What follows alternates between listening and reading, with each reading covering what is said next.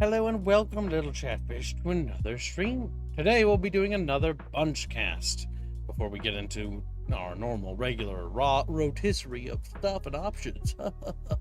So today's subject is actually rather interesting because we're going to be talking about Helldunkers again, or as we call it, Helldivers 2. Now, this is both good news and bad news for today. So on the good news, we're going to start with the positive things first. So, a lot of positive news. Helldivers 2 is very much back on track. It is very much a game, if you have it, and you can play it, because we'll talk about the country ban shit in a minute, but it's very much something you can do, and you can play, and you can have a lot of fun with right now. Helldivers 2, balance-wise, weapon-wise, mechanically speaking, is not only back to where it was, but it's actually surpassed it in a lot of ways. And it's very much clear to me that we were definitely on point with our last Bunchcast discussion about the subject, because as a recap, the previous time we talked about this was that when Pileshot took over as CCO, the creative director, things would change for the better, probably, right? Because he seemed to have a better finger on the pulse of the community. And that much is very much evident by the fact that his effects or his changes in terms of leadership have now very much put the game on a better track and better course. So very much feels like the game is on course now. This means that there's going to be another wave of buffs and for the next patch, and then probably we're going to start seeing more content. So that's going to be good. So first, they need to release the next buff patch, finish buffing the remaining gear, and resume production of all the other good content. Definitely a solid game by and large. But we have to also talk about some other things today as well. Not just Helldivers 2. Today we're going to be kind of focusing in on Sony, because Sony is, at its root, responsible for almost everything related to what happened to Helldivers 2, and also responsible for current ongoing issues. It's also their incompetence and ineptness going forward that's actually been a blessing to pointing out some egregious problems with the industry. So we can only hope that this sort of quasi-rebellion, if you will, only continues to grow as time goes forward, right? Now, the other game that we're going to be talking about as well today is a game that's not doing so well, unlike Helldivers 2. The new stuff that's happening is God of War Ragnarok. Ragnarok, if you're a fan of the God of War series, is a continuation of the God of War series. It's finally made its way to PC. It's been out for PlayStation for a while. But, yeah, things have definitely gone sour with this one right off the bat. It launched with a slew of problems, similar to what Helldivers 2 had, which is starting to lead me that there is a correlation here, and the correlation is at its heart, Sony being at the center and focal point of all these issues. Now, there's another issue that's even bigger than the launch itself having issues with the port. The other big and truly big issue that we need to focus in on is, again, more important than the PSN network thing. We're going to talk about that in just a second. But it's actually the country ban. The country ban list is in part connected to the PSN network requirement because it's only for PlayStation Network things. But this is actually the worst thing. The PSN network login thing would be irrelevant by and large if it wasn't for the country ban thing. The country ban list is basically a series of countries that don't have PSN coverage that, if you try to play the games from those regions, you cannot, and you cannot even buy them in certain areas, right? And it was actually thanks to Helldivers 2 as to why a lot of this came to light, because Helldivers 2 brought it to light when the developers did what they did. So we can only hope that that outrage will continue to go forward, right? It's important that people remain vocal and ever loud. So it's good to see that, yet again, they've stepped in it, and yet again, people are being vocal, though they should be much more vocal, in my opinion, than they are now. And there should be a much louder outcry, not just from people who like God of War, or even God of War Ragnarok, even if you're not a fan of it, but people in general. Because that's the only way we can ever affect any sort of positive change on these companies, right? So, when it comes down to it, the PSN network requirement thing is bullshit, but it's not the worst thing. The country ban thing is always going to be worse because that simply prevents people from playing to begin with, which is absurd, right? It's like a lot of Eastern European countries or some little tiny islands, and why shouldn't they be able to play these games too? I mean, they have money, they're paying customers, right? And this all ties back to, again, Sony. And we need to get back to the core issue here. Why would Sony do this? Why is Sony so obsessed with the PSN network thing? Well, they are obsessed with their shareholders, and they're obsessed with their failing console, the PlayStation 5. The PlayStation 5 is not doing very well, simply put. And it's time for Sony to grow up. In the same way Sega did with Sega Dreamcast. Sega Dreamcast, love it or hate it, ultimately was a tremendous failure. One that forced Sega to move on and grow up. You lost the console war. It's over. Alright? But you still have a slew of good games, and you can still be a publisher.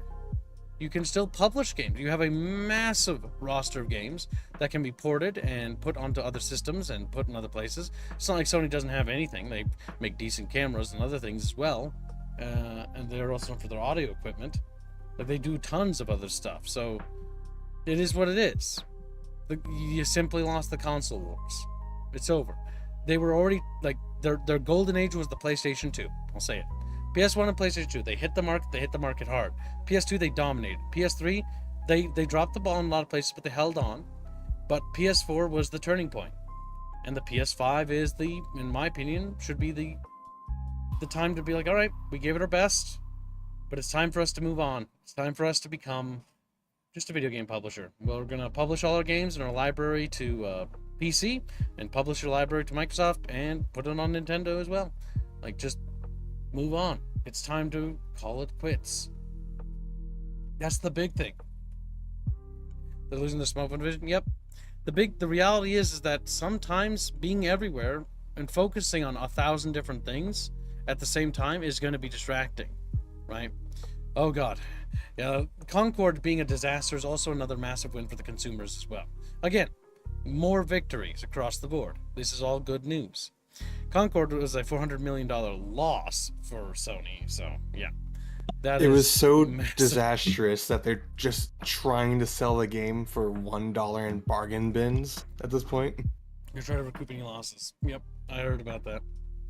Either way, even if that was, let's even pretend that's false, just to give them that one little thing, right? It's such a disaster, regardless of that it's hopefully going to cost a lot of people their jobs. A lot of people who deserve to lose their jobs. Specifically incompetent leadership, who needs to be shuffled up. Now, the reality is, it's not the leadership that's going to be punished normally. It's going to be the grunts and the talented artists and programmers who end up getting the short stick first before it finally crawls up the fucking ladder. That's the horrible shit. But sadly, there's nothing that can be done about this, right? It's a terminal problem that needs to be gutted from the inside of the company first. I wouldn't buy that for $1. Yeah, pretty fucking much, dude. Chatfish like, oh my God. Weren't they recalling all of them in an attempt to make it a write-off? That's a good chance. I mean, it doesn't matter what they're doing. What they're doing is irrelevant, because what's happened, the torpedo's already hit. The ship is taking on water. Now what they need to do is just basically amputate, so to speak, the sections that are failing. They need to amputate the consoles. They need to amputate the failing smartphone stuff. They need to just focus on their headphones, their TV stuff, their other things that they're doing, and focus on their games, and just focus on those things. It's time to focus on what you were good at and rediscover what you lost because of all the people that have grown old and basically retired, and also gut a lot of the leadership that currently exists, because it's very clear that a shuffling of leadership needs to happen here, and rather quickly, because again, that's the only way to really go forward, right? This disaster is only just further proof, because God of War Ragnarok launching to a same disaster as Helldivers 2 did. Helldivers 2 is one of the best games that we've received in a very long time. It is not only one of the best games, but it is unironically the game that Sony had tried to fabricate in the earlier stages of the console wars during the 7th gen and 6th gen to combat Halo. And despite their attempts with Resistance and Killzone and many other attempts by other studios as well to rival Microsoft's Titan, in the end, Microsoft killed their own Titan. And when gifted with a new one, gifted with an actual powerhouse, they had their quote-unquote Halo game moment with Helldivers 2. Halo, that was their Halo. and they almost killed it. The only reason why Arrowhead is still persevering is in spite of the various setbacks they've been forced to deal with because of Sony, despite the fact that they were forced to ship the game before it was ready. That much is clear. We know that as a fact. The Illuminate isn't in the game. The various amount of upgrades for stratagems, weapons, and other equipment aren't in the game. The helmet features and functions aren't in the game. There's so many things that are just missing, vehicles and other things. The game is an early access game.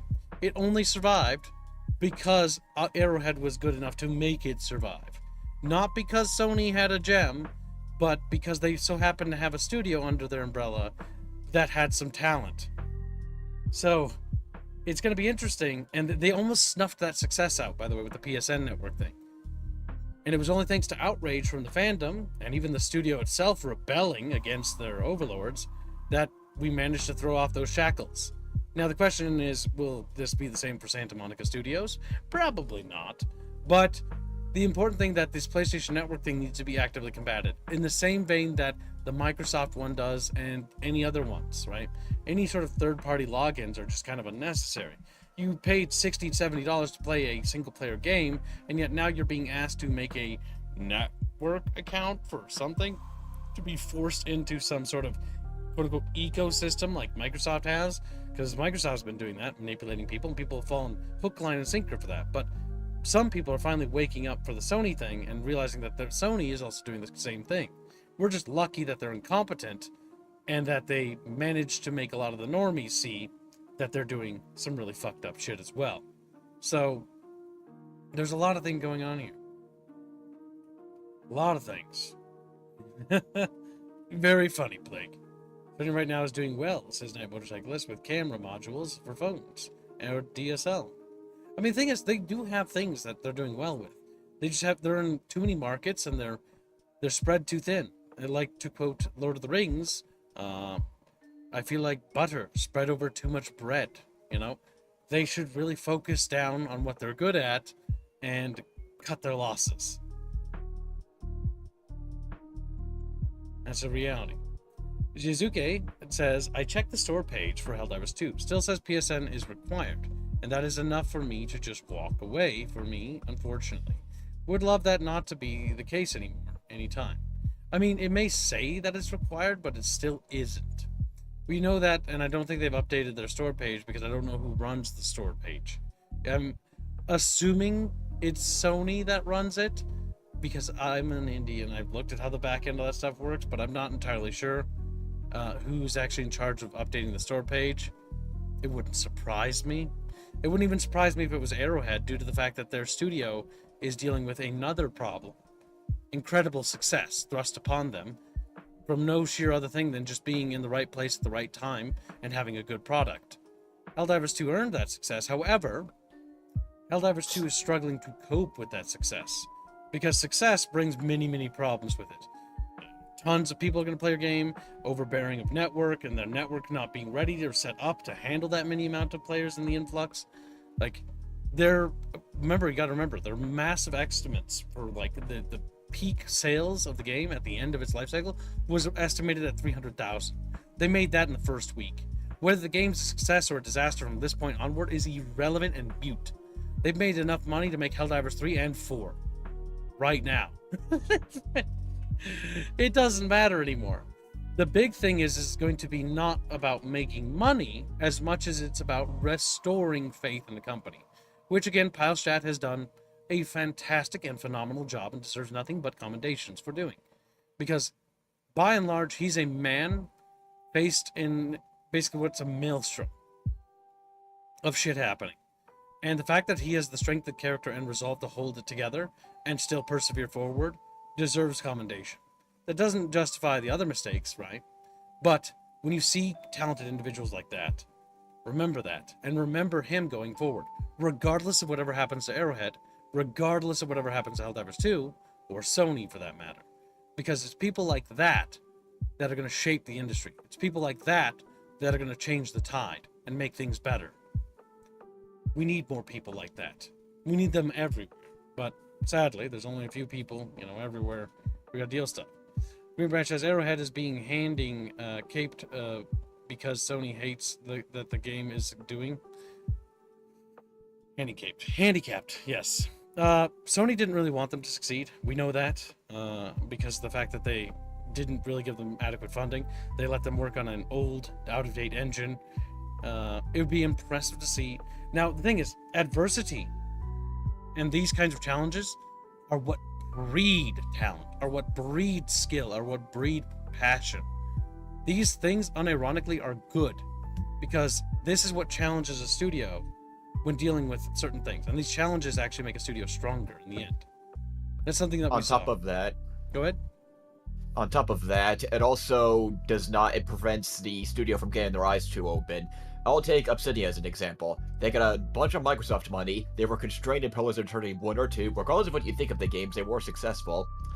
They got blown up, they got the resources, and now they're overstretched, and Avowed has gone through development chaos.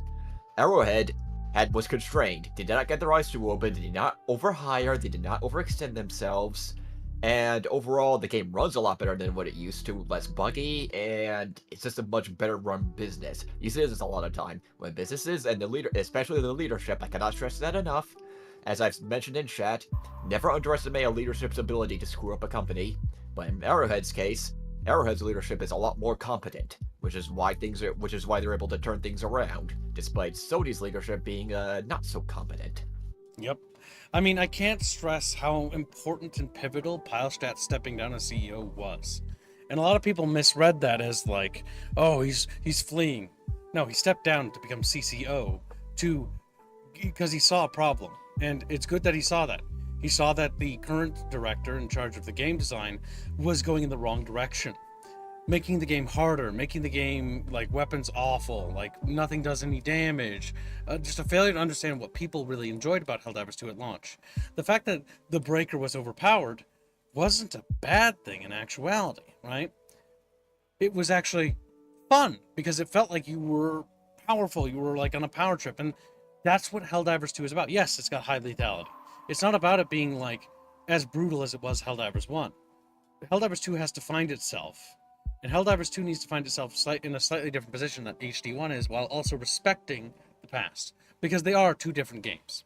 Helldivers 1 is a couch co-op game, meant for 4 players to sit down, you know, on the couch or even online, and just play a little twin-stick shooter and have some twin-stick fun, you know? Helldivers 2 is very different. It's a lot more complicated, and so it's a very different beast of a game to make. Now let's see what the Chatfish have to say. I agree with that. I'm not necessarily forgiving at all, but Arrowhead did not actively go out of their way to humiliate their player base. The CMs was the only ones acting out of their position. Yes, the community managers fucked up massively, and they did get reprimanded. You can bet your ass they got their fucking asses chewed out. I almost wish that it leaked, like, what the loud screaming and banging that probably went out after that. Because talk about managing to wrestle the situation back under control. There are so many PR disasters surrounding Helldivers 2 that the truth of whether the studio is worth the time and effort to invest in is going to be not about hasty judgments or clickbait videos. It's going to be about patience and letting them show themselves for who they truly are, right? So far, they look pretty good. At least based on the balance changes and Helldivers 2's patch notes. Like, I can't quite get over how right on the money this is. Like, it is beyond, like, spot on.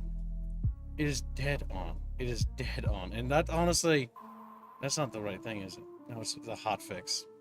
Let's go down a little bit further. There we go. But, like, all these changes, there wasn't one that really upset me. In fact, they how do I put it? They took a game in which its balance there were weapons where I was so vehemently opposed to using that I outright refused to play with them because I just find them awful to use. But then they did something where they just made them better by just, like, looking at what makes them fun, right? Rather than what do we imagine in our heads this weapon should be. It's not about that, right? Like making the 500 kilogram bomb actually have a 500 kilogram bomb explosive radius rather than a 500 kilogram bomb detonating like a 100 kilogram bomb, you know? Like it killed things within 5 feet of it, and that's it. Yes. Absolutely. I mean, the nerf hell was more akin to sheer stupidity and incompetence, if anything. I mean, stupidity and incompetence have a part to play, right? It wasn't out of malice. It was just not prepared, right? The studio's panicking. This is again another issue when you talk about where success is actually a dangerous thing, especially when it's explosive success. We see this happen all the time with various studios where they get hit with massive success, but they don't know how to handle it. Because originally they were planning for only so much, but if you get too much success, that opens up new problems. Valheim was a partial victim to this, not in terms of it making the game worse over time. The game's still awesome. I still like Valheim, but you could tell that it stunned the studio. It was like a shock. The studio didn't know how to handle it or what direction to take because they were flabbergasted. Being hit with that tremendous amount of success, that much noise, you go from a small group and community talking to you, right? And overnight, you go from 1,000 voices crying out for things and this and that and this and that and this and that and this and that. And no longer is it easy to hear those little voices that were just talking like, oh, would it be cool if you had this? Or like, yeah, this was nice, but wouldn't it be better if, it hit a little bit harder? Or maybe it did a stagger or something like that.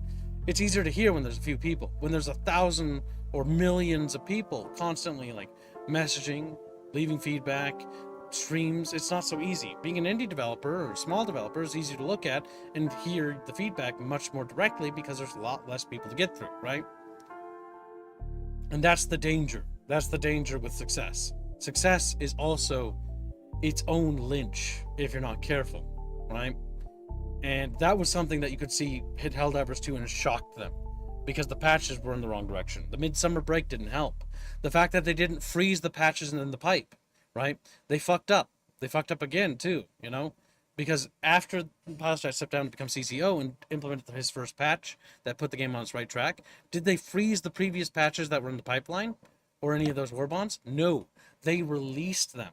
They released the Scorcher war bond, the one with the flamethrower, right after that patch that was tethered to it that nerfed fire. Talk about a really, really bad thing to do at the same time. You neutered your fucking new weapon launch Right as it launched. So the flamethrower war bond was like a kick in the gut. And at that point, the community has been exhausted, right? They're sick of this shit. And rightfully so. You have every right to be upset. And you should be upset, right?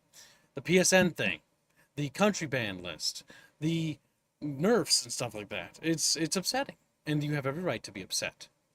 Never once is anyone ever should be looked at negatively like that, right? But Not the to big mention, thing. Sony is. Oh, go ahead.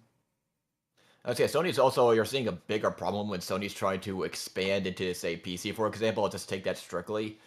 Their porting is not exactly the best. God of War Ragnarok is actually one of the most recent and one of the best examples of this.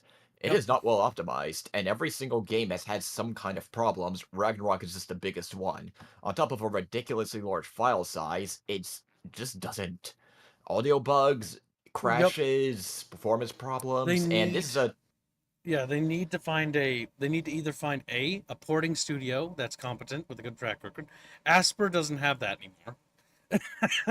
Their record's tarnished. Sony has its own in-house one, if I recall correctly. I don't know if Yes. they used it for this one, but Their it just experience isn't is doing lacking. a good job. The big thing here is that the porting team that they have lacks experience and proper training and resources. The two things they need to do is immediately address this porting team by giving it better resources, the best personnel and leadership teams they can offer, because porting teams are some of the unsung heroes when it comes to these things. And in this case, God of War and Helldivers 2's porting is incredibly important because fucking these up is very dangerous, right? Because this is going to impact an even bigger market. The PlayStation is a small contained market, but the PC market's much more expansive and continuing to grow every year. It's growing exponentially in fact. It's eating into the console market on top of that. When you just take phones aside and you compare consoles and PC just keeps going up, especially as it's becoming more and more user-friendly to build and maintain your PCs. Which is a good thing for both consumers and developers alike. Yes. So they need to start preparing for this inevitability. It's time, and it's time for Microsoft to accept this too, not just them. And eventually, Nintendo, Japanese companies are slow at adapting, but they'll get there eventually. It's time for them to accept the fact that it's over. The console wars are over. It's time to port your libraries to PC. It's time to port your libraries to your competition. It's time to port your libraries everywhere. Why not? You're missing out on so many sales, and it's very clear that you desperately need these sales. Sony, looking at you. You have so many amazing games into your roster. Like the God of War games, just to name like a fun series, right? It's a fun series. Not amazing, not going to blow you away, but it's fun. They have the God of War 1, 2, 3, the 2 PSP games, right? That's 5 games. Why not bundle them up in a nice bow, right? Release the God of War quote-unquote collection, tie Ascension, that's 6 games now. And guess what? You've got 6 games. You can do, then you can, because it's bundled together, now you can charge $60 for it or something, $50. Because it's not just one game, it's 6 games, all rolled up into one. You can do the same thing with Crash Bandicoot. You can do the same thing with the Ratchet & Clank series. You can do the same thing with any of your old game series. You can do it with the Killzone series. You can do it for the Resistance series. Tie them up in a bow, raise the price a little bit, because guess what? People are going to be more than willing to pay for it, or take the Halo Microsoft approach and sell it in pieces. Be like, okay, you can buy the Master Chief Collection for like $50 for all of them, or you can just pay like $10 and have one of them. And guess what? And they The made a lot money of money will off flow. that. I know, right? Then add some workshop support, some modability, and now the replay value is going to go up because the people can mod things and tweak things. And what it's going to do is extend its life cycle, and new generations that are going to grow up are going to buy into these games because these games are good and they're still running and they're timeless now. So what you have is a constantly renewing source of revenue. You should be always looking at these old games as not something that's old of the past. There are tons of new people that are into the gaming sphere that want to play these games, that want to see the games. Hell, it certainly helps that there's no new games that are really worth playing. So why not give them these old games that are really fun and good? And I'm sure they'll tear into them with all the same glee we did when we first did as kids. Where's the file size of the God of War Ragnarok game? I don't want to know, but let's go look. 190 gigabytes. Oh, that's rancid. Yeah, go look at it yourself. Disgusting. Yes. Oh I my God. don't know how they pulled this off, but this is Holy this is Call of Duty level What of is- just not caring. What is My personal theory Compression. on this, what compression? Yeah, this is my theory is they're going the Call of Duty route and just going screw compression. We're just not going to care at all. that's It's, just And it's it's on the still- player. The idea of this, yeah, them. the idea of doing this is to make it run better, and it still did not do that. that's awful. Yeah, that I mean, certainly on didn't help. paper, it's like you look at these specs, minimum and recommended. It's like, oh yeah, this isn't too bad. No, you need double this to get. You need probably no, this is not actually accurate. You need a lot more beefy specs if you want to run this at all. So, you know what? I'm going to further my point because I'm a fucking god and a genius ahead of my time. I know. Dawn of War Anniversary Edition, which I believe includes all of them, if I remember right. Oh my God, they're insane. Yeah, so they did. They did the same thing I suggested. Kib genius. So, listen, look at me, catfishies. Okay, look at this. Right now, if you buy Dawn of War, this is new, by the way. They recently bundled all the Dawn of War 1 games together. If you buy Dawn of War 1, it's 80% off for $7 fucking dollars. And that comes with Dawn of War, Winter Assault, Dark Crusade, and Soulstorm, which nobody cares about, only for Damage. Yeah. But that is an incredible deal. And they bundled them together because they could raise the price to $34.99, which makes it $35, which isn't bad. One purchase is $35. That's not too bad, right? And it's 8 players, multiplayer. So, 35 times 8, if they can get a friend group to buy in, or even half that times 4. That's some decent sales numbers for an old game that was made a while ago that they can just milk for pretty much ever as new generations come into the market. So they bundled it together, and they did that again. And they didn't just do it for that either. They did it for Dawn of War 2 as well. Because I am a kib god. Kib god. I like being god. I wish I was. Then I'd have the power You of should wear a mortality. god. Yeah, because then I could just make things. Like rocks. How can you kill a god? Yeah, how can you kill a god? That's a good What a grand question. and intoxicating innocence. Dawn of War 2 Anniversary Edition comes with Chaos Rising and its other expansion Retribution, as well as all those silly little cosmetic DLCs. And at that, they were able to bundle together for $50, and it's $10 right now. So, that's okay, Abaddon. You can cope and seethe all you want. And he's like, screaming this whole story, but yeah, here is another example of that happening here. It's a genius strategy. Take an old game, bundle it together, and sell it again. There you go. And then not only do you do that, add a little bit of workshop support or modability or keep the servers up, and it'll be a game that'll maintain itself forever. It won't draw billions of dollars, but it's going to, trickle into your little economy, right? And if you add enough of these things, you get enough trickling little resources, right? Like maybe these bundles get like, $20, or maybe not $20, but maybe they get like 20 sales a week or maybe 30 sales a week. But now you add that up with all these little bundles as new people grow up and buy these games and try them. Maybe it's 100, maybe it's 1,000, and then, but like, then all of a sudden it goes from like 20, 50, 80, 90, 1,000, 10,000 sales on average per week. And now what you're doing is you're ramping up these sales from all these old games that aren't going to cost much to just uplift and bring up here. And they're just going to passively generate revenue and income over time. You're going to be constantly making bucks with these games. And it's going to cost little to no maintenance. It's fucking genius. I don't know why they don't do it. If I were to give an idea on this, it's because they want to see big budget profit numbers when the term they should be using is return on investment. What is the money you get in? What are the returns you get? If it's, say, on these old games, you get a return of, say, even 10%, for example, that is a good return on investment, or, say, 20% return on investment. Probably like that. It's like, there is no reason to not put that in, even if the profits are not high. If your returns percentage is good, that's what you look for. But a lot of these companies, a lot of these I always go back to the leadership, a lot of the leadership, like since the title of the stream, the Sony leadership, is becoming more and more disconnected from what the paying customer wants. And you're seeing a lot of people just get sick of this disconnect that's been plaguing the industry for a long time now.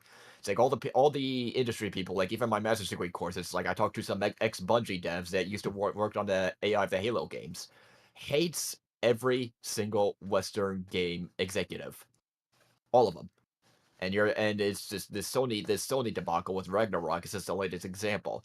They simply don't understand the economics of running a business, the return on investment numbers, and they're not understanding entirely what the paying customer wants, and they're running very inefficient businesses. As you see, Concord, a $400 million straight loss, likely more than that when you include marketing and other business corporate expenses that game needs to pay for. That is a disgusting amount of money. And that's not the only one because of the backdoor stuff we don't always see. Bungie, for example, I guarantee you, they had a lot bad return on investment, if any, probably a negative percentage of return on investment with the whole Bungie purchase. Because Bungie has an inefficient business, and not to mention the other live service projects that are just collapsing. Actually, here's another example. Do we know any numbers on their Marvel multiplayer game? The Sony's multiplayer game? I haven't even been following the Marvel one. I just recently was reading up on the Ragnarok disaster because I saw that it was tied to the PSN network thing, and I was like, this is going to tie in perfectly with the country band thing.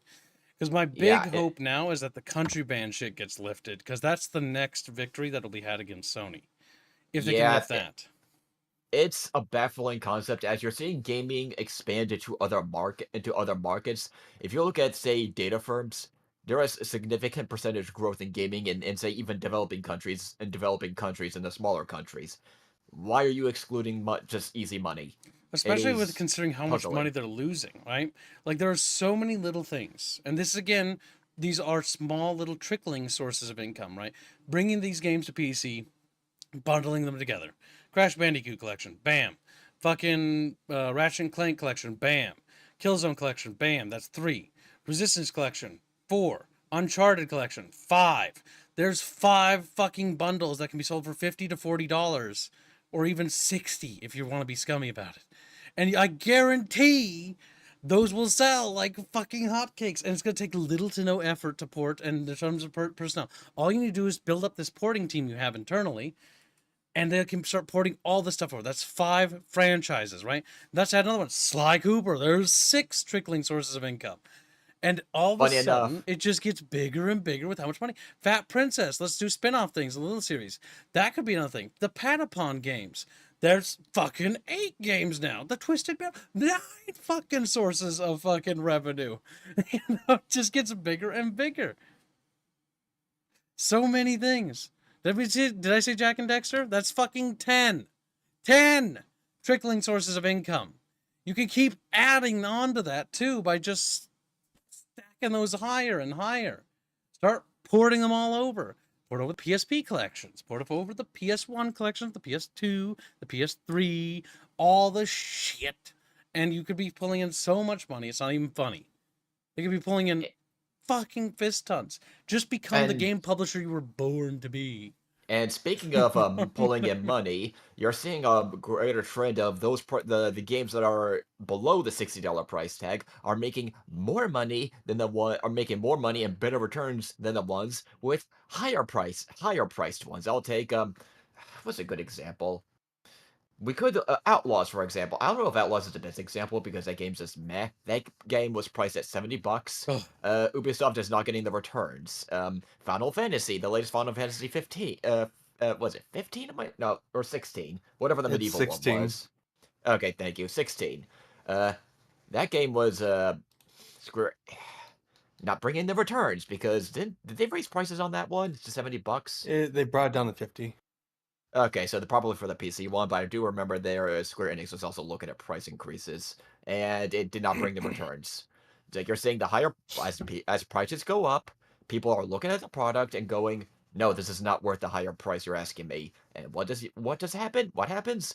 You lose money and get less return on investment, and those that are priced less, like Helldivers 2, Helldivers 2 is what, $40? That's bringing in more money. And possibly even a lot more on microtransactions. With the super credit thing. See, Helldivers 2 is the first time I've ever seen a live service game not be fucking rancid. Not only is it not required to buy super credits to get the war bonds, but there's if you actually just play the game right, you literally never need to grind for a single you'll need to grind, but you can never have to pay for a damn thing. Everything can be unlocked in game and relatively quickly, especially if you start using the correct strategies when it comes to like just getting super credits.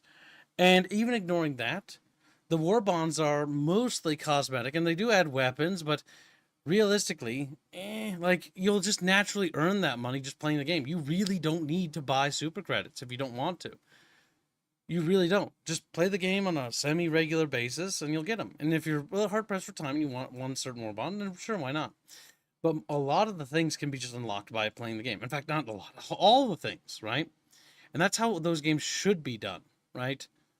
But the big thing there is that, honestly, I kind of, even ignoring that, I'm still not a super big fan of the war bonds, regardless, or a super credit thing. But I'm more willing to accept it there than I would be in, like, let's say Enlisted, where you have premium weapons or equipment, where you simply cannot have them unless you, grind your ass off for one ticket and maybe you get one gun for your entire squad. It's just awful, awful. Or you open up your wallet and you can just buy like billions of them. You know, because you don't understand the hit money as they're California. It seems that way, doesn't it? But the thing is, I don't care whether they're California or not. It doesn't matter. Like, the big thing with these dumbasses is that they're dumbasses. And they just need to pull their heads out of their ass because they're sleeping on top of a treasure trove. EA recently did this too. Just like slowly, these companies are slowly coming to the same realization that, wait, we can passively generate revenue with our old games if we just touch them up a little and put them out and then update them anytime they break. And the maintenance cost is so incredibly low because we can use things like Steam's networking service to host the servers for us that we really don't need to actually do anything. We kind of just print money for games that came out like ages ago. And it's like, yeah, you really just make money. It's really not hard. Especially when you're sitting on top of content that you could be selling right here and right now. Because the thing is, all you need to do is touch it up. Because the big thing as to why people will pirate your games or even use abandonware sites to download these old games is because they just want to play them. If you make it easy and incredibly affordable to purchase these items at reasonable rates, you can profit from this, and you can profit wholesale. The maintenance effort needed to maintain these things is abysmally small, and with a proper trained team that handles porting and updating, it's low maintenance cost for high reward and fantastic PR to fix your image, because your image is really shit. Most of AAA is suffering this right now.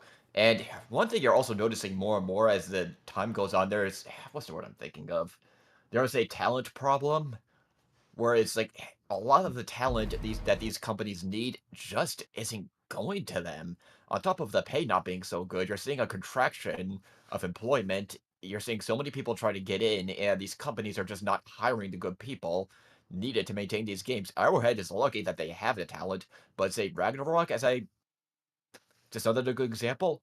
It's like, where's the talent to make these games? A lot of it's either going to other industries or they're going Brain indie. drain's happening right now. It's Yeah, happening to a lot thank of you. studios. Don't worry. Yeah, thank you. That was the term I was thinking of. Yep. Brain drain's been a problem with a lot of big studios. Like Blizzard has brain drain. There's a lot of still good talent there. When we played the new World of Warcraft, it was kind of fun, but the issue is that the brain drain, regardless of the fact that it was kind of fun, ignoring the crappy shit story and everything else, you can still feel that drain effect. Where it's like, okay, like what were they thinking with this? Or like, oh my god, what was this? What was the thought process with this dungeon or something like that? And you can feel like it's like they repeating mistakes that they had previously solved in this long-term franchise, that they're regurgitating the same problems that they did of yesteryear. And that can Yeah. only happen for two things. One, there's some idiot autist who's just fixated on that idea and is just constantly pushing for it. And two, it's because the new generation of people arriving in the studio weren't there to witness or learn from that mistake then, and so are simply repeating the mistake that was done previously, except now in the next iteration of the game. And so now you have resurfacing problems that should have been phased out in previous iterations. You know, Creative repeating. Assembly is another one that suffers this. When you read into it, the brain drain Creative Assembly is horrendous, and you're wondering why can't they run anything? Well, because they have a talent problem and a leadership problem. Actually, they have both at the same time. Yep, And, they do. and what just happened? They lost a. Although most people did not know this until Sega started cutting, they actually lost a disgusting amount of money, hundreds of millions of dollars. Mm-hmm. Sometimes fat does need to be cut on these studios, because the thing is, no studio should become that big. The reality is that's the reality. Studios need to be like fine craftsmen working on their craft. The problem with the Total War franchise, and this is a great example you bring up, Fuzzy. Total Oh, one War. more I have to add on Oh, top go of ahead. this. Go ahead. Don't forget BioWare. BioWare BioWare. is also suffering this. Yeah, Bioware's got that in spades too, but we'll talk about them in a second. When it comes to Total War, if you look at like Medieval 2, mechanically speaking, Medieval 2 and Medieval 2 didn't really build on it. It just refined things from Rome 1. Rome 1 was the last time they really added things. Medieval 2 is a betterment of those things, refining. But that's where the series plateaued at 2, right? Because every game that came after that is sort of more or less just kind of like a regurgitation of the same ideas again and again, and then starting to lose some ideas, then back, then lose some ideas, and it's plateaued. Because Creative Assembly is trying to be like, well, what if I make like Stormrise RTS? And that was a disaster. What if I make the Spartan Total Warrior series? And that was kind of fun, but also wasn't the best hack and slash. It wasn't really a good counter to God of War when they were trying to enter that market. You know, what if I make the Halo Wars game? Or what if I make like a spooky aliens game? And so they're spreading themselves thin. And instead of becoming really good at making actual tactical medieval warfare style games with a grand strategy overlay element, they've plateaued. They're stuck doing the same thing again and again and again with slightly different paint each time they sell it to us. There's no really new mechanics or features. Nothing really is really expanded. It's just the same game. Like I enjoyed Pharaoh's Dynasties. I enjoyed it, but it was just more or less the same Total War I'd played with Three Kingdoms Yeah. or Shogun 2. It's just the same shit again, over and over again. And one thing I'm noticing, you're seeing this with Creative Assembly's leadership. The Bulgarian studio Sofia, you could tell they're trying. I do give them credit for that. There is talent there. But one thing that's resulted in these problems is the Creative Assembly leadership, which has caused the brain drain by their monumental incompetence. Read that hour-long article if you want to get the long story of a single example with the Rome 2 debacle of how that crashed and burned. Well, still made money, but how that was a shit show. The leadership is just they're churning people. The turnover was so bad, and most of the Total War community was oblivious to this. Even though even though there were leaks on this, look at Glassdoor reviews, for example, that was there even back then, where you could kind of go, "Hey, something's not entirely right here." As a result, any new employees, all the talent that say made the games that made people like Creative Assembly, like Medieval 2 and Rome 1, those people were pretty much gone as soon as the Warscape engine game started coming on. And the leadership in London just didn't understand, even when, during their heydays, did not understand what the player base wanted and did not understand the direction it needed to go in. They just kept throwing out their ideas and mismanaging things and treated it like a Call of Duty title where you have very little development time. The engineering departments had very little resources and time to actually build the game, and when they communicated this, leadership just brushed it aside and just took the community's goodwill for granted. For a very long time, I might add. Far too long. And what does the result in?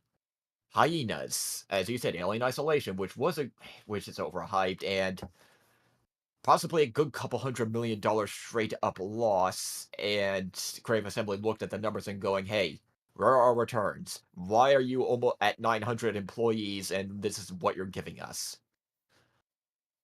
It's like you're a niche genre. You should not be this big. Yep. That's I think one of the issues. Studios that do too much are also a problem. Like bloat and bureaucracy has always been a bad thing. Look at the Roman Empire. As it expanded, it bloated and became corrupt and eventually became decadent. Decadency is a problem that doesn't extend to just geopolitical empires, but also extends to any organization known to man. It's just something that naturally will happen over time. And this nepotism or decadency that sort of bleeds into these companies or studios as they get bigger and older can start to cause things bad to happen. And in the case of Blizzard being bought up by Activision, caused them to inflate, and then a bunch of executives who didn't really give a shit about the game took over, and because they didn't care about the game, it led the company astray. And all sorts of things like that happen. Or in other instances, you get all sorts of other issues where, the old people simply just pass on. They retire, they get old, they quit, or they die, unfortunately.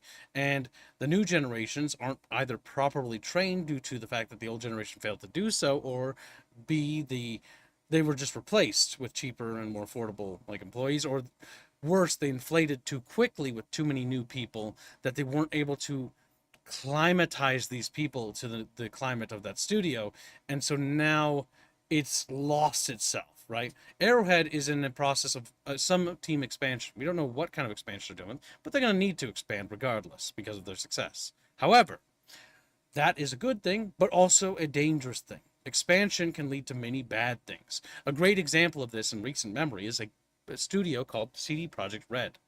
CD Projekt Red massively expanded because of Witcher 3 Wild Hunt. But that expansion is what doomed Cyberpunk, or one of the many.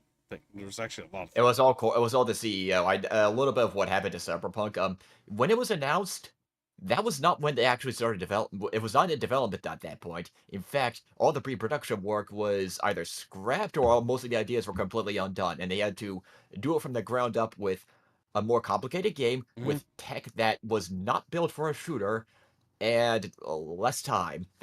Less time because they wanted to shove it out for the older consoles and not build it for the newer consoles, or actually engineer the product same properly. problem that Andromeda ran into. Mass Effect Oh, Andromeda. thank you, BioWare. Oh, yeah, I have to go on this. BioWare is in my opinion, the number one example. Creative Assembly is still a perfectly fine example because, oof, did they blow up? BioWare is much worse, and this is why I'm afraid of Obsidian. I'm predict Obsidian will most probably go this route unless they shape up. BioWare, when they got acquired by EA, they expanded to blew up quickly. Hey, we're opening this studio here, BioWare Austin, BioWare Canada, or I don't remember how many, and they expanded too quickly with too many projects that the old leadership did not have the ability to manage. As when you blow up that quickly, when you're a smaller studio and in the entrepreneurial phase, leadership can manage a small team. They're very flexible. They're very efficient. When you blow up that quickly, what you run into is corporate politics. That gets ugly and very nasty, and you need a very different type of person to handle stuff like that. BioWare did not have that, and what happened was you're seeing a lot of projects that were mismanaged. They blew a lot of money. They get obsessed with a procedural generated planet idea that Andromeda Well, faced instead of in the building a case product. of like Mass Effect, it was a little bit more complicated there because it was Yeah. in Mass Effect Andromeda was being developed by the B team, if I remember right, in advance, and then the B team just lacked resources because they'd only worked on DLC up until that point. They didn't have the proper training or personnel. And a lot of the features, because the game was so bloated and it was forced by EA mandate to be on the Frostbite engine to basically make them recycle that. And so that was to save on cost because then they could use one engine. Well, Frostbite engine was made for Battlefield. It was never made to do anything like it was supposed to for the Mass Effect Andromeda game. The one thing I will say about Andromeda that's a marvel to me, and I know this might sound funny, but it's actually a marvel that it came out as functional as it did. And that makes it a rather interesting game to study. Not because it's good, quite the opposite, but because it managed to be born somehow. And that was in spite of everything working against it. Now, some things are better Now, left unborn, but you got to remember that the A team for BioWare had moved on to Anthem, a game that they were also definitely not suited for production they did not making. even know what was going to be because that trailer was, if I recall correctly, when business reporting, investigative reporting was enacted, that trailer when Anthem was announced was when they just realized, oh, this is what the game is supposed to be, Yeah, and they had to do some serious crunch because, well, yep, because EA's mismanagement is incredibly insane. So and the A team for BioWare gets sent off to make Anthem, which is a doomed title from the beginning because the team A is ill equipped to deal with this. Their only experience is with RPGs and sort of cinematic storytelling games. Putting them on a action shooter sort of multiplayer live service game was guaranteed to kill them. Guaranteed. Or and the result yeah. was, and you're seeing this with Veilguard also because that also is suffering development chaos, restarting, scrapping. Most of the old BioWare talent is gone, and the new talent is not well, for lack of a better word, indoctrinated into the BioWare way of when people. This is what people expect from BioWare. Yep. Well, the thing is, they're The massive. current So BioWare, let's put yeah, another expansion on this. So, all right, we have Bioware working on Anthem. Bioware is also working on, um, what's the other game? Andromeda, right? And Andromeda, and now you they're have Dragon also, and Dragon Age 4 yep. But on we're top of also that. we're forgetting one of the biggest projects EA's ever funded, right? Star Wars: The Old Republic, the game set and targeted to compete with World of Warcraft, a game that's impressive and used to be at the top of the most expensive games ever made. The amount of voice acting, the amount of effort and work that went into the game is insane. And it amounted to basically a fun little game that you can play to see the stories for some characters, and that's about it. That's so Bioware's torn between like making an MMO they have no experience doing, making an action game live service style that they have no experience doing, and trying to make another Mass Effect game, but it's their B team working on that has very little experience. Their only experience is working with pre-made things. Like we've never made our own game before, and so the writing for Andromeda, the reason why it's tremendously cringe and bad, is because the writing for the game didn't take place until like the final year of the game. And so these, in terms of narrative, if you're a writer like I am, or you write stuff, you need ideas to actually let it ferment a little bit. You never settle with your first sketch or concept, right? With it when it comes to art. Same for a story idea. You never go like, You know, it'd be cool. What if like we had a dude and he had to go and explore stuff to find things, and it's like okay, and it's like yeah, that's my idea. And then there's aliens and they're bad and they're gonna try to stop you, and like you gotta find these arcs and stuff, and like there's got the other races on them, and like that's gonna be that's the mass and it's gonna end, and then you're Hey, gonna. don't drop. I have to get ready for work. I just want to stop All by for a right, bit. take care, Fuzzy. Good luck at work, Yeah. buddy. See you, Fuzzy. But yeah, and then they're like, "Oh yeah, that's gonna be great." So like you're gonna explore stuff, and the plants will be procedurally generated, and we'll have space combat too. Wow, space combat. So not only do we have to develop procedural generation for the Frostbite engine, which doesn't have that, we need to develop space vehicle combat, which didn't really have it. Like Star Wars Battlefront 2 and 1 EA was kind of a thing, but like that didn't work out so well. You saw how that worked, and so they're like they had no experience doing all these things, trying to do several things that they could never do in a million years. And it's the B team. It's the motherfucking B team that gets assigned this job. B team's like, well, guess we'll die. Guess we'll. And that is precisely what they did. That's why I think it's impressive the game even came out. I find it funny. Also tragic in a way. Because it okie dokie. Sometimes I think it shouldn't have come out. I don't think so. I think it was important that it failed the way it did, because it highlights the problems of what's going on under the roof. Anthem was doomed from the start, says Mango Lad. The idea was underdeveloped. Could be interesting, but there was no direction for it to go. Really underbaked. Yes, it was neat. An idea of being in a power armored suit and actually having the ability to fly and move around. Like when the combat worked in Anthem, because I did play it and I do own it.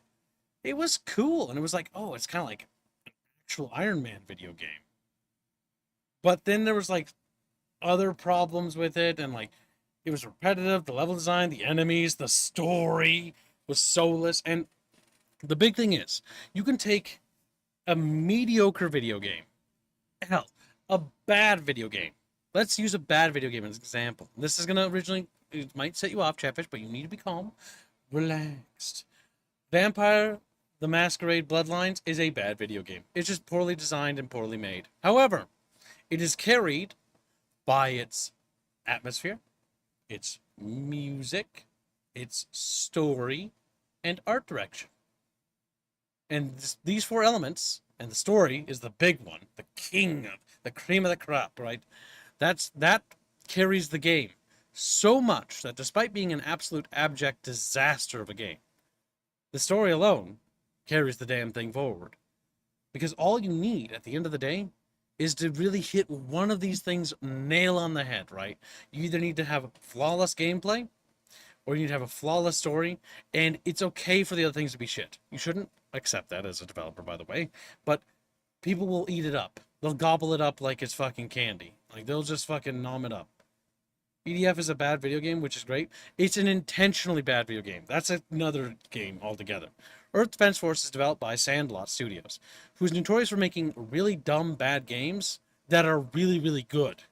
They do everything bad on purpose, and it's intentional bad design, and that intentional bad design actually adds to the game. It's a weird idea. It's definitely hipster game dev right there.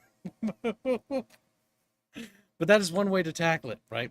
You get weapons that are just the most rabid, retarded things I've ever seen, but like it just is really fun because it's done in such a quirky way, and the game understands what it is first and foremost. It understands that it is bad, and that's the most important part. You feeling okay, Squealing? Uh-oh. I think my kitten's dead. Catfish, we're gonna need an ambulance stat. Wee woo, wee woo. Cthulhu says another thing that works in VTMB's favor is that it's really short, so the bad gameplay does not get the opportunity to drag you down too much. That and the fact that the gameplay is just sort of like in between, right? This is something that we actually ended up talking about when it came to God of War when we were playing it last night with Squealy and people and our Chatfish, or like Hands and stuff, and Bino. We were playing that, and the game is very, very mediocre. Very mediocre. But it's only People really adore carried, that game. How dare you? it's only carried by the sort of father-son story. And that is like acceptable, and that's good enough to the point where, yeah, everyone will overlook the rest because that's what anyone's caring about, right? That happens for some games, right? Helldivers 2. This game is carried by a couple of things. This is a game that hits a lot of the notes right. It's got a awesome thematic. It's got an awesome atmosphere. It's got incredibly good gameplay and gunplay, especially now, at least currently at the time of the stream. And it really hits a lot of things right in the head. However, its detractors are, it's got a lot of bugs, like not game bugs, or not like game in-game bugs, but like game bugs. It's got some quirky servers. It's got Sony mismanagement problems. And so normally you can look at a lot of games and you can see a lot of issues or positives with it, right? Like Ghost of Tsushima. Ghost of Tsushima was fun. I enjoyed it. It's a fun little game. However, it's also one of those games where, in my opinion, it's a little bit Ubi sloppy, as in it's just sort of a bit monotonous. It's by far better than a Ubi slop game, though. I'll say that much. If you're looking for a sandboxy game with a lot of stuff to do and waste time in, Ghost of Tsushima is actually not bad. However, Ghost of Tsushima is not revolutionary. It's very much just a fun little game to play. And It's honestly, a romp. That's honestly what I think of it. I think it's fun. It's fun. But its story is very mid. Its artistic direction is very good for its world and environment, and it focuses heavily on stylization over realism. And I think that stylization makes this game look really nice. It has unapologetic democracy awesomeness. Yes. The big thing about Helldivers 2 that makes Helldivers 2 also special is it's unsanitized. A lot of games I play nowadays feel sanitized as if they were made by somebody who's working on the script while their boss was looking over their shoulder to make sure it didn't offend anybody. Helldivers 2 is offensive, and that makes it good. It refers to the bugs, the Terminids in the game, as fascists, because the fascistic bugs, which I just love the idea of fascist bugs. It refers to the automatons as socialist dogs and communists, which is incredibly funny. I cannot wait to figure out what kind of derogatory names they apply to the Monarchist. I don't know what they're gonna, maybe like theocratic or something. I'm not sure. I don't know if there's a theocratic or if they're like monarchists for the Illuminati. Either way, we'll find out later when they introduce them. But I think that's pretty interesting. And the fact that it's unapologetic and unsanitized is what makes it fun. Go ahead. Anarchy. They're anarchists. That's all it's gonna be. Easy peasy, I'm offended. Good. And he's like, I'm just getting a little ab of fish. Also, Abaddon, don't worry, you're getting your chatfish soon. You excited? Yeah, you are. The centrist squids. That's also a fucking. Oh my god. The devs of space, yeah. No representative democracy. Whoa. Samson says, Kibbs, there was not a revolutionary game developed for like a decade. Last big was birth of battle royale genre. That's not true. You know why it's not true, chat? Because I'm pretty sure Factorio's been out for a lot less than that. Let's see. Factorio. Gonna need to reinstall this soon. My brain don't worky. Oh, that's right. Go to store page. Pause that. Oh shit, maybe it has been a decade. No, wait, no, it's only been... I don't know why I thought it was 2030 all of a sudden. 2020, Factorio came out, and Factorio really brought in automation and resource management as a genre, and Factory Sims. So this game actually popularized a new genre. The reality is that there's only going to be so many genres to come up with, right? Like there's a hybrid game coming out that's actually pretty cool. And there are games that take risks. And Kibbs has the finger on those games, because Kibbs knows Chatfish. Wrong game! This game is cool, though. Empire Ant. There we go. This is a action strategy game. This is a action strategy hybrid. These games are pretty fucking rare and normally don't do well. If you're familiar with games called Battlezone, or Battalion Wars, or Pikmin, or Overlord, those are action strategy games. Or Sacrifice, that's 5. 5 action strategy games. There's a couple more, quite a few more actually, in reality, but they're hyper niche games. The big one, I think one of the big action strategy games of all time is probably like Pikmin or Battlezone, if I had to guess. Those might be the more popular of the genre, but they're not very big, if that makes sense. Trevor's like, what? I never included that genre. The hybrid genre. With a bug posting on Twitter? Yeah. Yeah, but how long was it in early access? Quite a few years. They should make another Uprising. Uprising? Is there a game called Uprising? The liberals are sympathizing with bugs again. Uprising? What? This game? Oh god, I think I played this game. No, I played a game like this, where it's like riot management. Looks a little janky. It does look a little jank. It's a cool idea, but I don't think that's what you're talking about. I I feel like Robin has done this before, where he mentions a game and then you confuse it for another game. Silica is a modern action strategy game. It's in early access and it's got a long ways to go, but it is making progress. The big hope with it is that it eventually reaches the point in which I would like it to be in, which is basically what I wanted Command & Conquer Renegade to be as a kid. No, it's not that game, said Robin. Oh my god, you could just say the name, Binsky. He's like, I won't. Well, you said Uprising.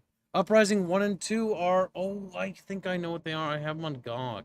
I don't know if they're on Steam. Uprising 2.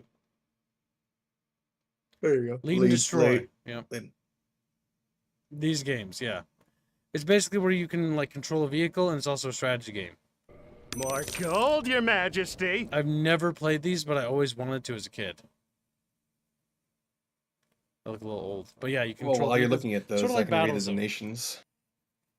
Harley gets the membership before the stream started, and Jizuki donates 100 North Koreans before the stream started. PSN is still active on HG2. They haven't removed it at all. Coping Me thinks it is sad, because I really liked HG2 before the set goes in the Discord server. I don't Before think so. PSN, before Nerf Hell. And then Samson does 10 PLNs. Ants sandwich. We're going to check chat, bros. But I'm pretty sure I've never logged in with PSN before. We can check. Maybe I just memory hold it. But PSN is not required for Helldivers 2. You've never made your PSN for this, have you? No. Yeah. Like, you can log in with your PSN account. I don't see why you would. But we'll boot it up real quick and check, because I am 99.9% certain that there is no mandatory PSN. Because they literally said they'd remove that. Yeah. Let me go to the menu. Come on! Unskippable walk-in screens. It's actually just popping things in. I know why it does that. Now let's see. Options. Account? No. Account link status is X. I have a QR code there, Chatfish. Don't use that. Or I'll scream at you and go, because you'll, have used it. Be mad. And I'll not be mad. But yeah. No, it doesn't appear to actually require it. But I don't think my PSN account right away, so I don't know. God damn, Binsky. They should have offered rewards for doing that. Like, I'm still not kidding. Sony, if you want people to link people to any account things, you know what you do? You offer something. I'll tell you what. I'll tell you what will get me to link my PSN account, because I do have one. I just don't remember the password. Here's what you can do, Sony.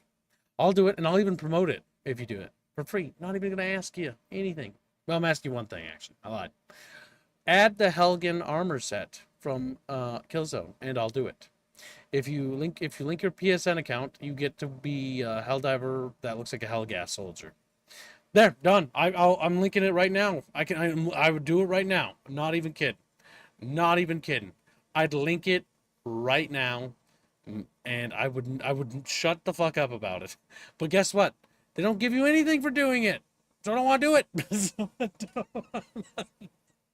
What do I get out of it? Nothing. I get nothing. What do you get out of it? You get me wasting my time so that it looks better on your shareholder report. There's so many armor sets they could add to the game. They just Crossover made that a rewards thing. cringe. Listen, Binsky, I don't normally like crossovers, but the Helgen armor set would be pretty cool. Okay? Like, that's the one exception. Okay, maybe if they did ODST armor, that'd be cool too. But that's the two exceptions to that rule, right? If I see something like, fucking like Call of Duty crossover cringe, where it's like some singer lady or random shit, and that's cringe. For a moment, I thought I would need to create a PSN account. Big off. No, you don't need to use a PSN account. But they did not update the store page. I don't think. Where's it say it? It says it, because Chatfish says it, so it's like under here. Yeah. Whoever wrote that's pretty smart. Yeah, that's a pretty cool person. Well, Kip. Incorporates third-party DM. That's cringe, but yeah. Requires third-party PlayStation Network. It doesn't require that. You need to update your fucking store page. Why is it mixed again in reviews? Why is it mixed? Because it's going to take time for that to shift around. It has been going up. It was going from like mostly negative to mixed. There's a lot of other problems that people are upset with that we haven't talked about. Actually, no, we already talked about them earlier on the stream. But to recap, because I think Squealy forgot, is the two things that I think people are going to be most upset with right now about Helldivers 2, and rightfully so, is the country block list. The country block list is just a bygone thing that needs to be removed.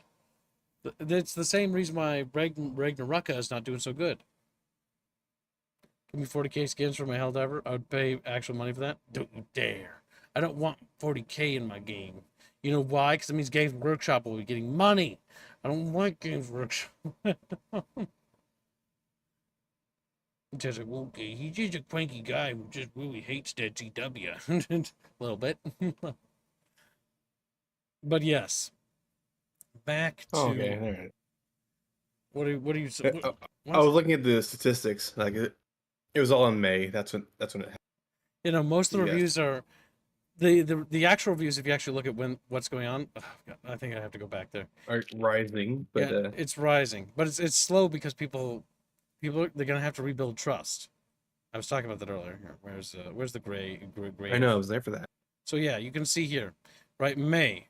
This is when that buff thing happened, and everyone's like, which honestly, debuff. right? So rightfully so, right? But if you look at the actual reality, like things are back in the positive. Granted, it's gonna take time for this to heal. Like that's the reality, and there's a lot of negative ones relatively recently. It's so fucking tiny. I wish that this would expand a bit more because I can't really see. September 21, mostly positive. Oh, yeah, that's right. Mostly positive, mostly positive. The general consensus is the right direction. People are much happier, and the red bars are shrinking massively. But the big thing is a lot of people aren't going to return yet because they're going to be waiting. And they're not going to change their reviews for a while. So, again, this is something that they're going to have to do going forward. Like I talked about before. I hope it eventually comes to Xbox. Yes, absolutely. Console exclusivity is a fucking stupid thing and should unironically cease to exist. It's bad for game developers. It's bad for players. The only ones it benefits is the large corporations like Sony or Microsoft. And even then, I don't think it actually benefits them as much as they think. They'd honestly probably make more sales selling to the opposition and win more hearts and minds by doing that than they would by not. Because you're not going to win people over in the long game if you don't win their hearts and minds. And right now, you certainly don't have their hearts, Sony.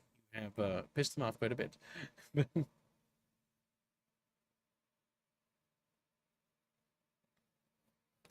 But yeah, so when it comes to that whole thing and the whole debacle surrounding Helldivers 2, now that I recapped it again, it more or less is on the up and up. Helldivers 2 is going in the right direction, but I'll be honest, I didn't trust the buff patch PR till after the patch came and actually was a good patch. It's okay. No, it's nothing wrong with being skeptical either, guys. Like, I was just predicting things because that's what my job is as a content creator, to guess, right? and I'm wrong sometimes. But in this case, Kip was right, and you can tell me how smart I am. That's He also was because I Kib was Gaming. researching this quite hard, so I was paying attention to what was happening inside the studio, from what we knew. And based on indicators and indications, based upon my extensive research at listening to what people write and their actions, I was able to deduce that the studio was in fact recovering from a period of stupidity and panic. Unironically, the studio was panicking because they didn't expect to be this successful. And because they were panicking, they were forcing content out faster because they were scared that it would actually, people would start drifting away. Well, the reality is, all that does is make things worse because you're not actually fixing things and you're just releasing things. You should not be listening to people who want more stuff right now. People who ask for, like, oh, it would be cool. Like, yes, it would be cool to have that. Right now, you need to get back in tune with yourself. Don't worry about making new maps. Ignore those people. Don't worry about adding vehicles. Ignore me. Focus on getting back on track and then start producing content. But introducing it when it's ready. Don't pump it out sooner. All it's going to do is make people upset. And I'm hoping they learn their lesson from that. Because that was something that was very evident when they were dumping all the things out as quickly as they were. Like, they dumped the mech out way ahead of schedule. This game needed more time in the oven. Sony fucking dropped the ball here. They forced them to release this game way too soon and under budget. It's missing a faction. It's missing so many features. It's not even funny. But despite It's an early that, access game in all but name. yes, pretty much. Despite that of all of that stuff and ignoring all that, it's actually a pretty solid game. Which is why I think that once Arrowhead gets everything in order, all the chicken eggs counted and stuff, like, it's gonna come out really nice. And I think that this game is going to probably, in the end, assuming that it's on its current course trajectory and based on all evidence and indicators, it's going to be going that way, is going to be one of the best games we've had in a very long time. And it's going to be nice. At least for sci-fi shooters, because Halo is definitely garbage. Now, thank you, 343, for ruining that. To be fair, it was a stagnant franchise and was stagnating pretty badly, but they definitely put the nail in the coffin with that one. So much that they're actually restarting the franchise. Oh, they're gonna be like, this is Halo Combat Evolved, so that we can erase the legacy of the originals, because it's too hard to make games from 2005 again. Oh gosh. Who's buying a second console for so few games, you know? Honestly, no reason. There's no reason. The only reason why I even contemplated getting a Series S or a PS5, ever, by the way, was specifically to cover new game launches. And when I checked the itinerary or roster of upcoming games as a streamer, the only thing on that list that would be worth, like, streaming for big number hits is, like, Grand Theft Auto, like, 5 or 6 or whatever it's called. I forget. I don't really care about that franchise that much. And even then, it's a $500 expenditure to even get the damn thing on top of the $60 expenditure to get the game. So the amount of revenue you need to in turn generate to recuperate those losses to even be at a profit is on top of our daily requisite, which is 400 USD, which is like, okay, so I need to make, like, basically $1,000 to just break even. That's just awful. That's awful.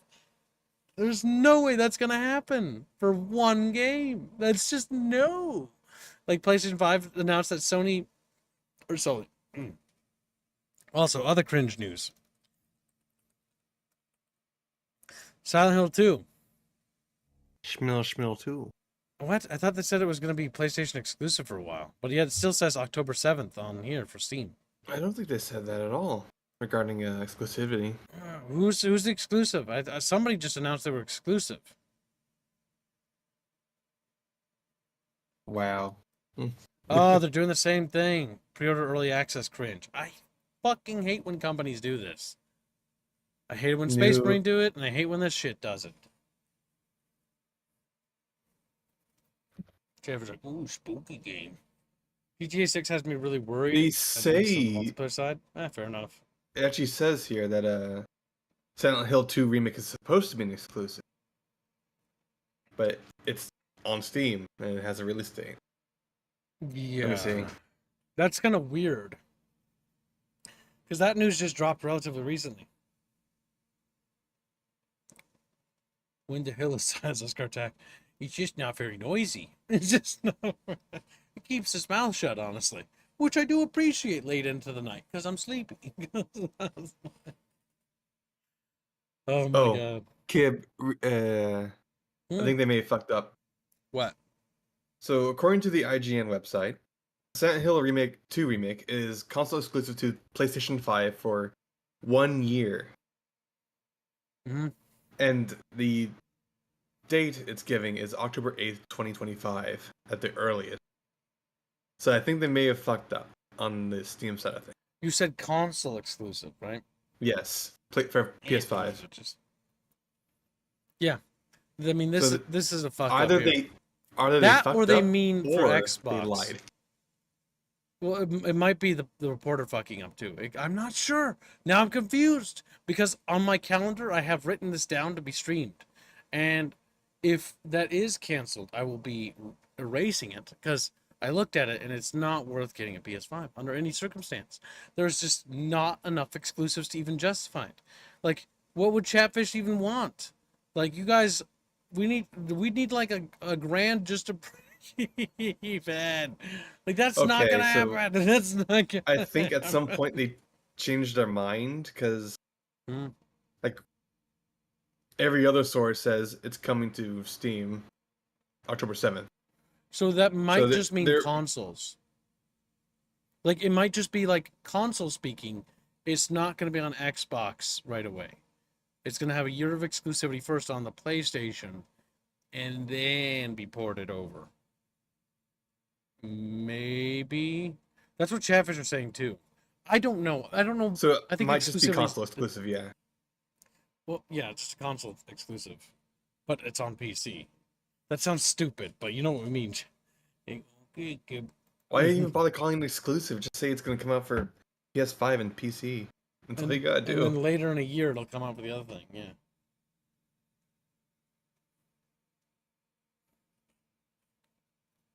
Okay, I guess it was just a console exclusive then.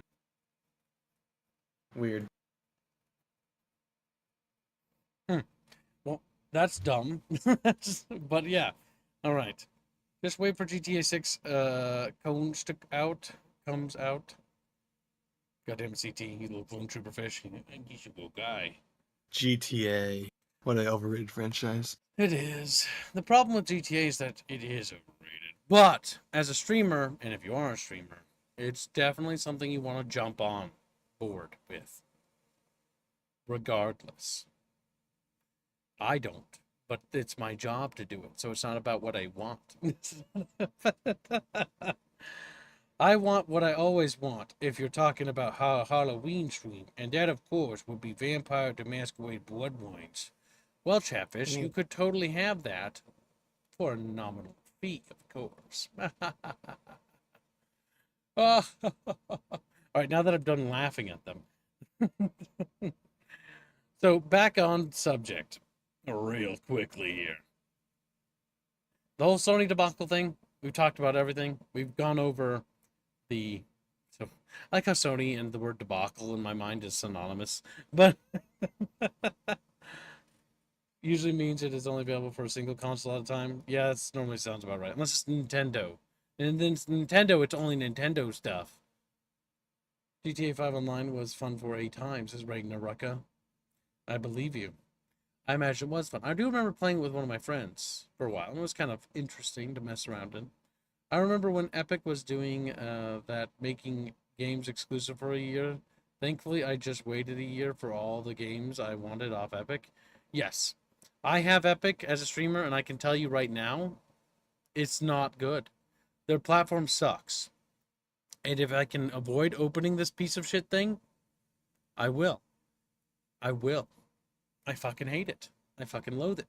The big thing I remember we streamed was the Saints Row piece of shit game, and we streamed the really good Sinful Empire 2 early access, which was on there. And then we got it on Steam, and the Steam version's... Well, it's on Steam, so it makes it better by default. I don't think there's a difference, but I would rather have it on Steam.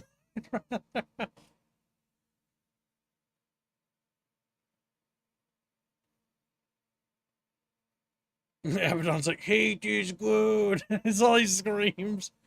Seafood was pretty good, says motorcyclist, as little Chatfish face, perplexed. I don't know how many people want to move to Florida after playing the new GTA. People move to Florida? Fuck, why would you? It's hot and humid. Disgusting. I went to Florida like twice in my life, and I hated both times because it's hot and it's humid. Like walking is like walking through like a stick of butter. You come out feeling wet and sticky and sad.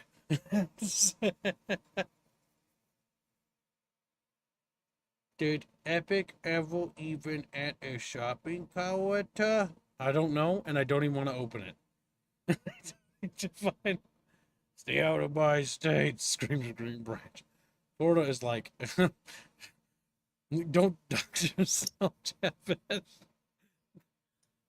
I was a Sony gamer for so long. I agree. They deserve the hate. Thing is, just because you enjoy some games doesn't mean that you're... That's the problem, I think, with these consoles and these platforms, like Microsoft or Xbox or any of these things. They're trying to manipulate you into thinking that you are part of their umbrella. You're not. You're a gamer. And gamers don't have any loyalties to Nintendo or Microsoft or Sony or Blizzard or Activision. You just play what you want to play and have fun. Or don't. It's up to you. And it's also up to the game too. But you know what I mean? They don't own you. Creative Assembly doesn't own you. None of these fuckers own you. You are way better than they will ever be. No matter how much money they throw at their games. So fuck them. Jeff's like, yeah, remember, Chatfish strong. Together. Never forget. Never forgive. Actually, well, forgive if they say so. You know, if they say it nicely and give you cookies. You see, cookies Cookies one cleanse last night. any. It's true. However, sandwiches are winning. Sandwiches are winning today. Yes. We have no cookies. Cookies might have gotten their one victory and then called it good, you know, and just like, all right, we got it. The one win, and they're like, oh my god, it's the metal. I want you to remember, Kev, that Chumba wanted me to fucking bold the number of days that Cookie has won. Because they won one time. You should write that down, though. They won once, chat. That's funny. The stupidest console versus PC wars. Honestly, it's dumb to even think about consoles as like enemies of PC, or the other way around. The reality is, gamers as a whole are one group. Well, no, not really. We're different little subsects. Some of us like strategy games. Some of us like our hentai games. Looking at you, Book. Looking at you. But the big thing is that you should never really let games or like what's the word? Companies that make these games define you as who you are as an individual. You are always going to be you, and you're always going to be special and better than them. Never forget that. They have to earn your trust. They have to earn your respect.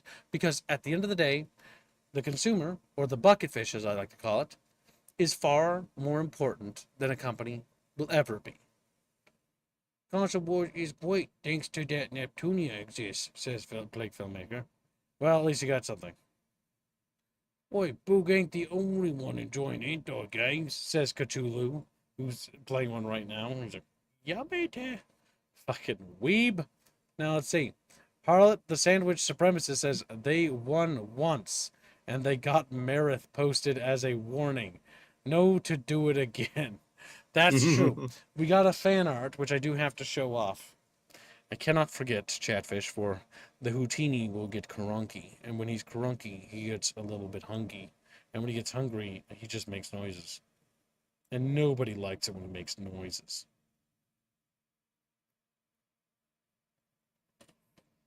Here we go, Chatfish.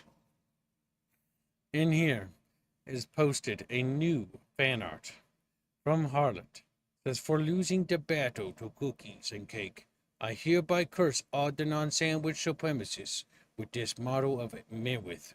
May it haunt every second of your miserable lives, he writes. And it's a 3D printed model of Merith. And he painted that. And I want to point out real quickly, Chatfish, that he printed this and he painted it out. All right? He did those things. And yet he has the gall to threaten the Cookies and Cake Alliance. I think, Chatfish, that Cookies and Cake should rise up against this sandwichocracy. I meant to try to mix that with hypocrisy. It just didn't work out.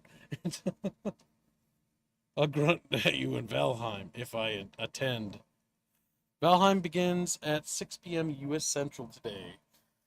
As soon as the stream ends, we will be streaming Mass Effect, which, speaking of, we've kind of gone through all the major subjects of today's stream, haven't we? Unless there's something you'd like to add for the gaming news, Squilly.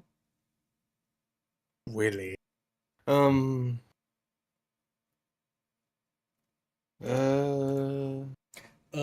Clicks on the gaming tab in the Discord, scrolls.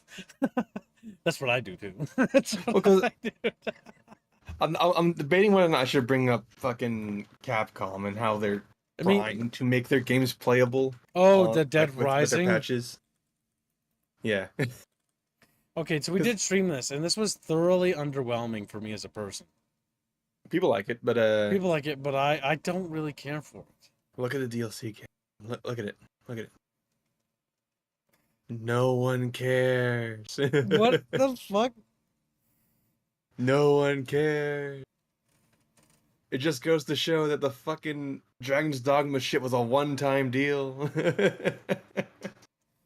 What do you mean? The fucking outrage that came with Dragon's Dogma's DLC policy. It was a one-time deal, and it means fucking nothing to these people. Yeah, so that's one of the things. All right, so we need to talk about... More gold, Your Majesty. Because this could honestly get its own bunch of cast stream, but we'll try to tackle it in this one. Grumpy donates, because we did get through our subject relatively on point and relatively quickly. Grumpy donates $10. I'll do it again. Wit, Shock Fun, Fit, Kib's Choice, Cookies and Cake. That goes towards the Harry Potter model, Chatfish. You can fund that right now. True.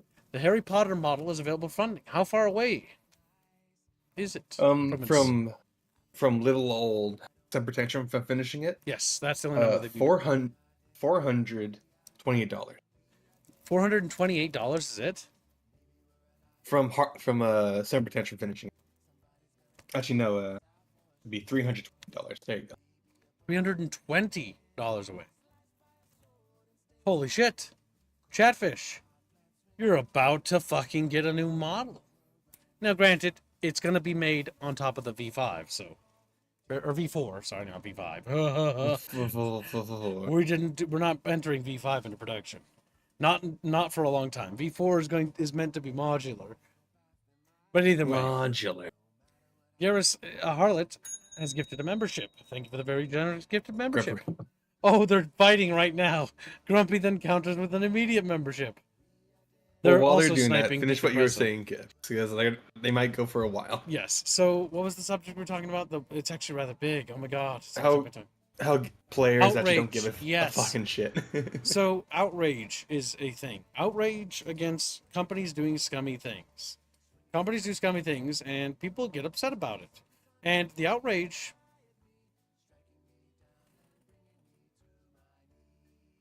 Did I hear music?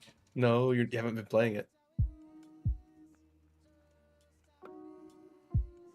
You turned it off. I don't think you have it looping. That's why. Oh, I hear this. Because that's playing in the background. Oh, that. And I was like fucking freaking out like, Catfish, I'm hearing shit. I'm going crazy. Alright, so the outrage thing. So, outrage is an important thing because it can be used as a tool to enact positive change upon game companies, right? And that can be a very good thing. But one of the problems is that people often lose their bite after a little bit, right? So in the case of Helldivers 2, I'll use that as an example. People are upset about the PSN network thing, which is good. Having to require a login is annoying, right?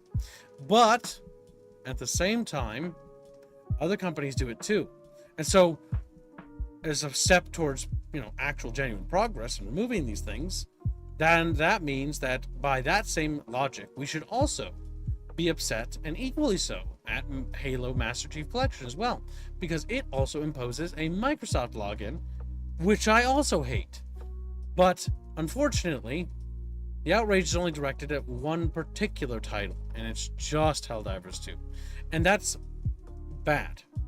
Not because people want positive change for games to have less login things. That's a good thing. But it's bad because people stopped there, and they didn't want to go further with that. They were content to let the other games just be published requiring logins and not get upset about it. But only with PSN things.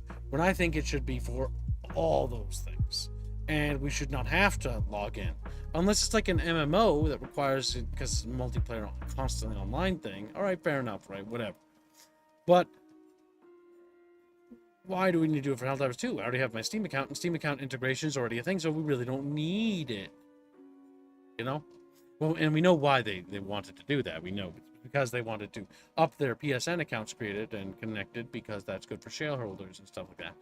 And so we know the real reason, but it's still an illogical one at that.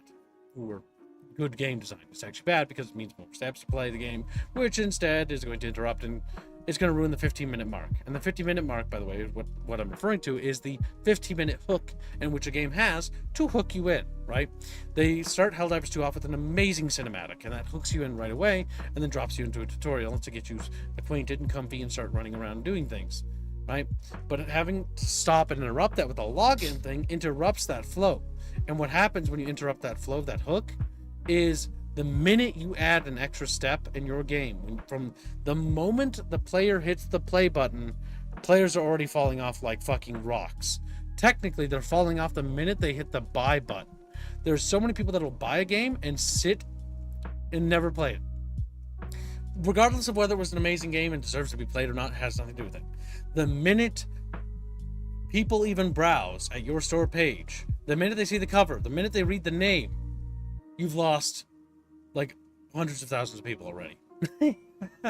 So it's your important job as a developer to keep their retention. From the minute they hit start, you have another 15 minutes before the drop off is going to start hitting, right? And then the minute like they get an hour in, you've lost you're going to lose an X amount of people. Once you get to hour number 2, even more. Hour number 3, more. By the end of your game, how many people will you have left? You will have lost over half of them, probably. Half of them might beat your game. If it's a good game, maybe a little bit more than half. But the reality is most people will pitter-patter out before they even get there, because their little fins can't keep up. And thank you for all the continued gifted memberships, Chad. I really appreciate it. Now, before that gets buried, Jesus Christ, Yazuke donates 50 North Korean bucks to say, it seems Forever Winter is to be released soon in early access state. You planning to give it a spin? I think we will. Honestly, I don't think I'm going to make a thumbnail for it, unless Chatfish want to have Chatfishes on this thumbnail. I would urge not to fund a thumbnail for this chat, because A, I intend to stream it already, and if it is good, we can always make a thumbnail of it later. Forever Winter is a... So, go ahead. Oh, if I can No, go put ahead. my own little 2 cents on the outrage media. Oh, go for it. So, and as I see it, I don't think people actually have any stances that they hold dearly.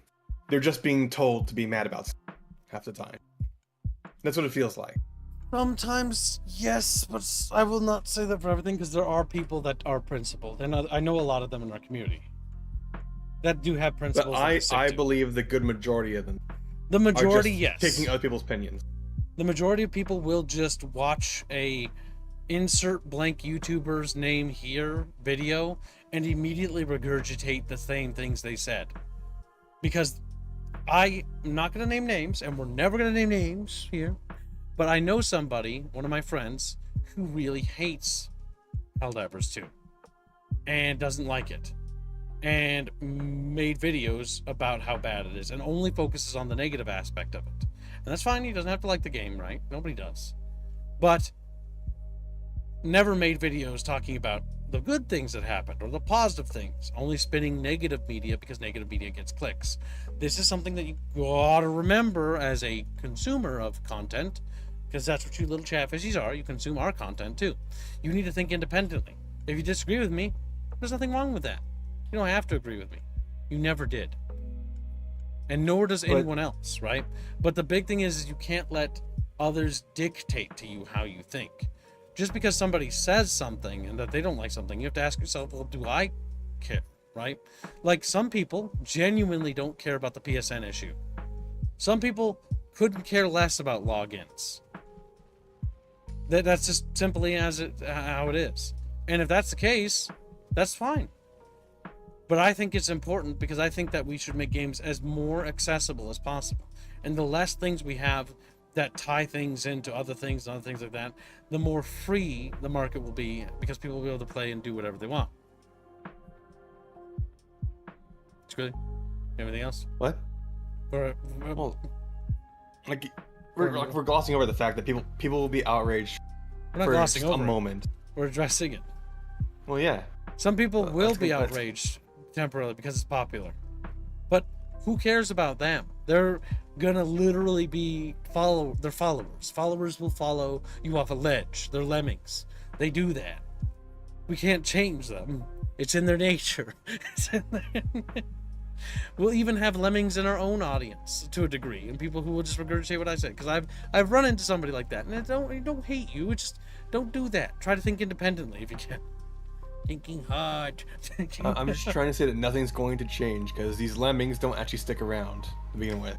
No, And things there's are no going to change that will change. occur. Change does occur. Well, Change. if you look at the shit that's going on with Capcom, they're not going to change because No, Capcom. they've been getting away with the same shit for Yes, years. but that's it only not. happened with Dragon's Yes, Dogma but 2. that's not everything, right? Capcom is one little tiny company in a sea of little tiny companies. And by little tiny companies, I'm talking about the big picture. The big picture is the evolution of the industry, right? Capcom may be a big name, right, in our era, but in the grand scheme of things, it's a tiny name. Just like Square Enix, just like even EA, just like Activision. In the grand scheme of things, they've always been tiny because the industry keeps marching on. And these big companies end up having to follow trendsetters anyways because they're incapable of creating their own trends as it is. Minecraft is case in proof that with under Mojang, you know? And even though Microsoft acquired them, it changed fucking nothing. Minecraft stagnated, and while it's still one of the biggest games, many of the new creative games and like creative style sandboxy games on the market are way outpacing and outleaguing Minecraft in terms of what they have to offer, right? The only thing carrying Minecraft at this state is little kids and its modding community. But yes, outrage of the week is a problem, and what Squilly's talking about is an issue, but it doesn't mean that the industry's stagnant, and I'm not going to be black-pilled about that and think that it's the end of the world.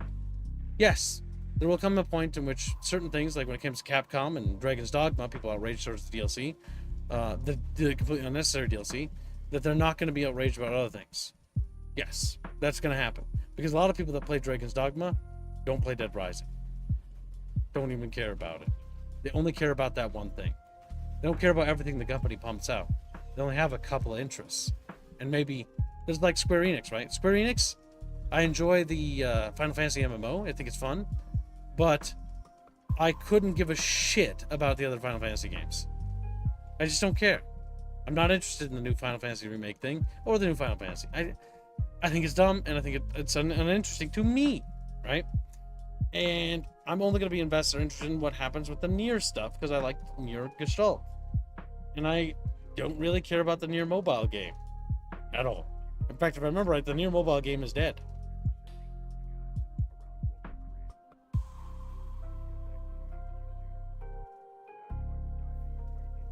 But that's it.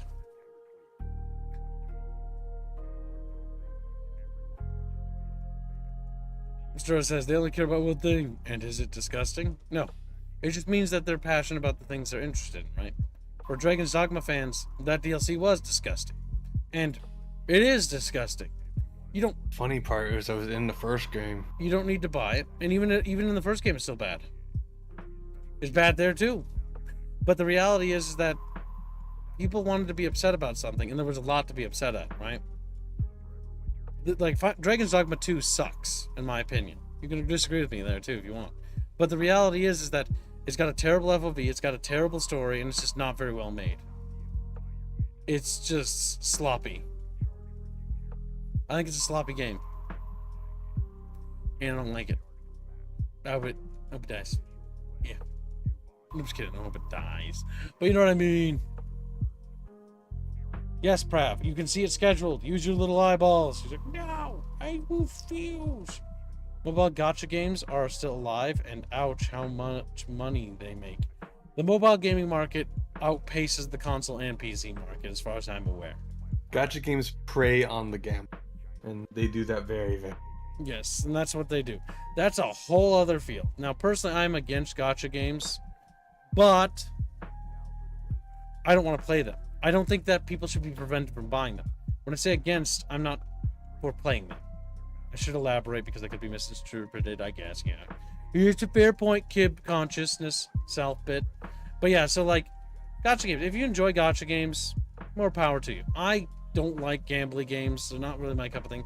I don't really care for that kind of stuff. It's just never really appealed to me.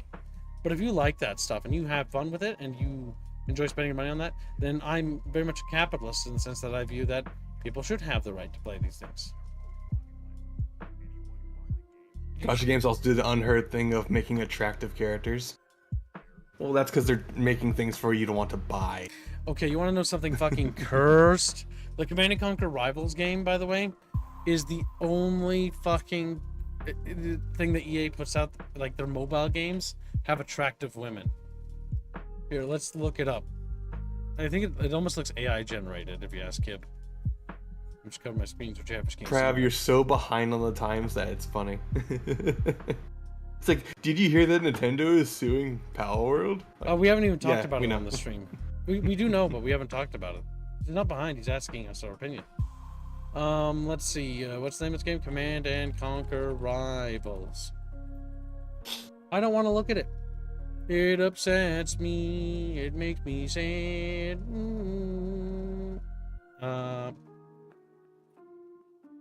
Is it Rivals?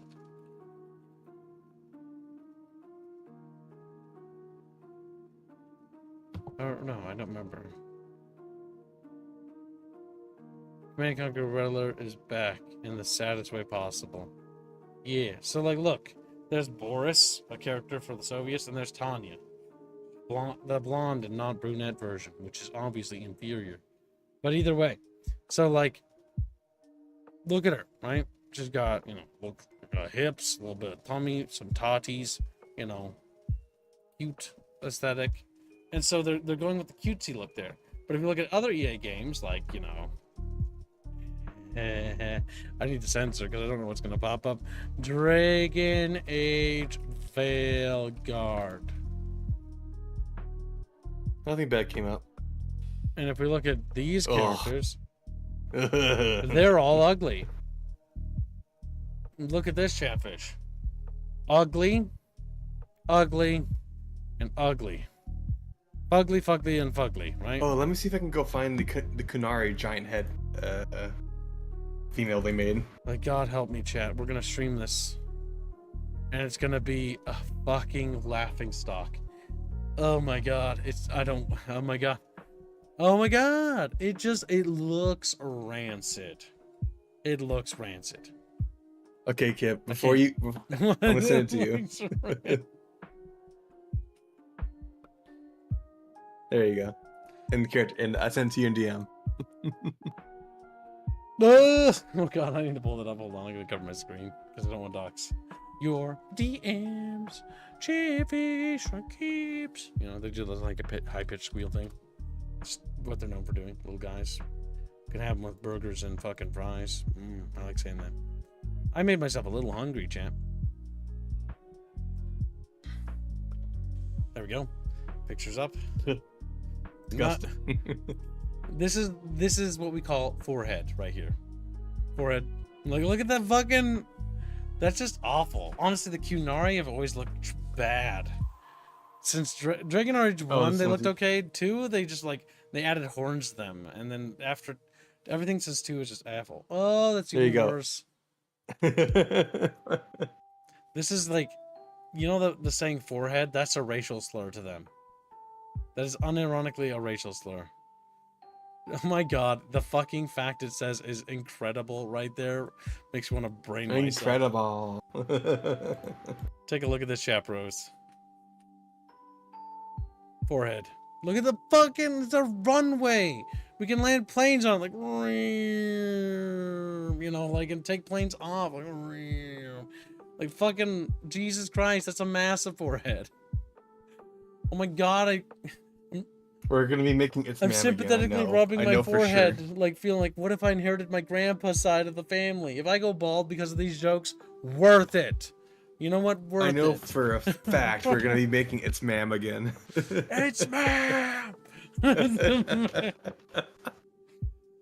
Oh my god, that just looks so But bad. this time in Kunari form, I know it. I know. Oh, I it's true. hate the Kunari as a race. I'm a racist. Dragon Age Veilguard made me a racist. Made me a racist. Got him. To give them a unique look at least, they give him a dumb look. They give him what? And here is a Belf. Oh, that's fucking awful. You know why that's awful? That's Because it got modern haircut. it's awful. It's actually worse. It's not even an elf. It's just a black person with pointed ears. Pointed ears. Like they didn't even give him the elven like fair. Like here's the thing, right? Elves, they're fair in complexion and they're fair, right? It's literally in the name. If you're gonna make a black or dark elf, it's not hard. Just make them fair in everything, like their hair. Like when they have curly, twisty hair, that's just not elven. He needs to have long, silky hair. Bad developer. Bad. You're bad at making characters. You're bad. All you did was take a regular black person and give him pointy ears. It's not even an elf. There's also the Asian elf. Do you want me to grab that one as well? You might as well. They probably just made like they're just regular races. Because the thing about elves in general is that in media, because they are stealing from Tolkien elves, is that they're supposed to be fair. That one does not look like an elf. It's just an Asian lady with pointy ears. Pointy. Which is the laziest thing ever. It's like they don't even know what elves are. Oh my fucking god, look at this. Fucking terrible. Actually terrible. Elves aren't humans. Quit making them just humans. They're just forgetting that elves used to have like very, very slender appearances in the first two games. Yes, because like they're supposed to be slender. Elves aren't. Here, let me help you, developer. Elves aren't black. They aren't white. They aren't Asian. They are literally elves. They are a completely different species. They look like us, similar, but they are not us. They are different than us. They're supposed to look different from us, not look just like us. I'm pretty sure this is an Inquisition art piece, but it does represent what elves are supposed to look like. That I will say I dislike Inquisition. That is a much better interpretation of the elves that are in the Dragon Age universe. It's a little bit grainy. I gotta zoom out a little. It's a big pic. Well, it's an upscaled pic that's actually relatively low res. Yeah. But there's a picture of like Dragon Age elves. You can see they don't look like us. They're not human. They're not human. They're not white. They're not black. They're not Asian. They're not whatever. They're literally different. They're literally different. This is how out of touch they are with the setting and the lore, right? Because like that's one thing I really dislike about what they're doing with dwarves. Like they're making like black and Asian dwarves, and it's like it's not that the dwarves are white, it's that the dwarves are a completely different species. They're not the same as humans. did people become brown and black? They also live Right? underground. So- they don't get Yes, sunlight. that's the thing. Like, people become brown and black, and you get tan or darker as you get more sun exposure.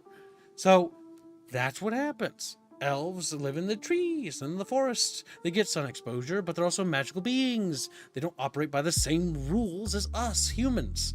Us humans are different, and that's what makes us better than them. Humans rock, right? But they're turning elves and fantasy races into just humans. And that's so boring and lame. I don't play fantasy to just be, if I'm going to role play in a game as an elf, not that I would want to, unless it was a Tolkien elf, because Tolkien elves are the only elves in any setting that have any sort of balls. But the fucking, like, other races, right, is that they're supposed to be different, like, culturally, racially. They're their own thing, and that's what makes them cool and special and fun. And the problem is that the politicization, the forced politicization of these races has unironically just made them into stereotypes. Star Wars, Disney, for example. Twi'leks, a slave race in the Star Wars universe. What does Disney do to Twi'leks, like, culture and, like, what they choose in terms of, like, their artistic presentation? They choose the worst fucking thing possible. Twi'leks are represented as only black people now, and I find that just It's very a very funny. bad, but yet incredibly humorously, like, tone deaf thing that they did. It's like, you do understand that the Twi'lek race was specifically made as a slave race. Do you understand, Disney? Disney, do you know what you are doing, Disney? Disney, like, Disney don't know nothing. No. Anyone who knows Star Wars lore knows. What are you doing? You're taking alien races or fantastical beasts and races and just turning them into stereotypes. It's like that one post by that incredibly... You know what? We don't do that here. We're better than that. We stand above them. But there was a channel a long time ago that made a video about how orcs are black people. I know. I have a hard time believing that somebody would say that, right? But unironically, there was a channel that tried to perpetuate that orcs are black people, and that that's why orcs are racist or something, like, or it's racist for orcs to be evil.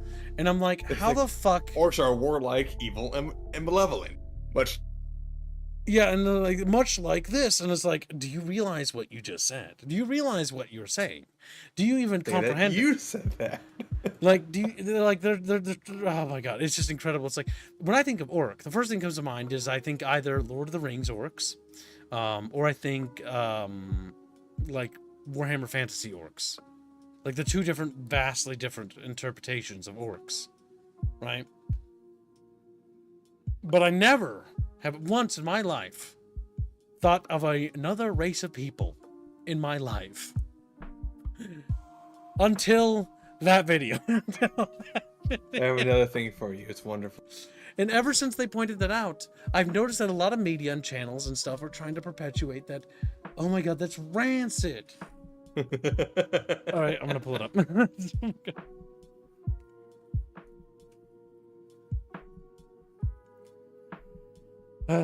This Bunchcast is a special one, chat bros. So I know somebody with, I forget what it's called, Vigilito or whatever, Vertigo. It's right there. I just forget what it's called. It's right there on the screen. Oh, it does? Does it just call it? Vitiligo. Yeah, I don't remember pronounce it. I know somebody with it. Nice guy. He's got it on his hands. As a kid, I always thought that his hands were clean and that the rest of him was dirty. It's like, no, I was a child. And I was like, just wash your arms and face a little. And he's like, what do you mean? It's like, because your hands are clean, but the rest of you isn't. The rest of you...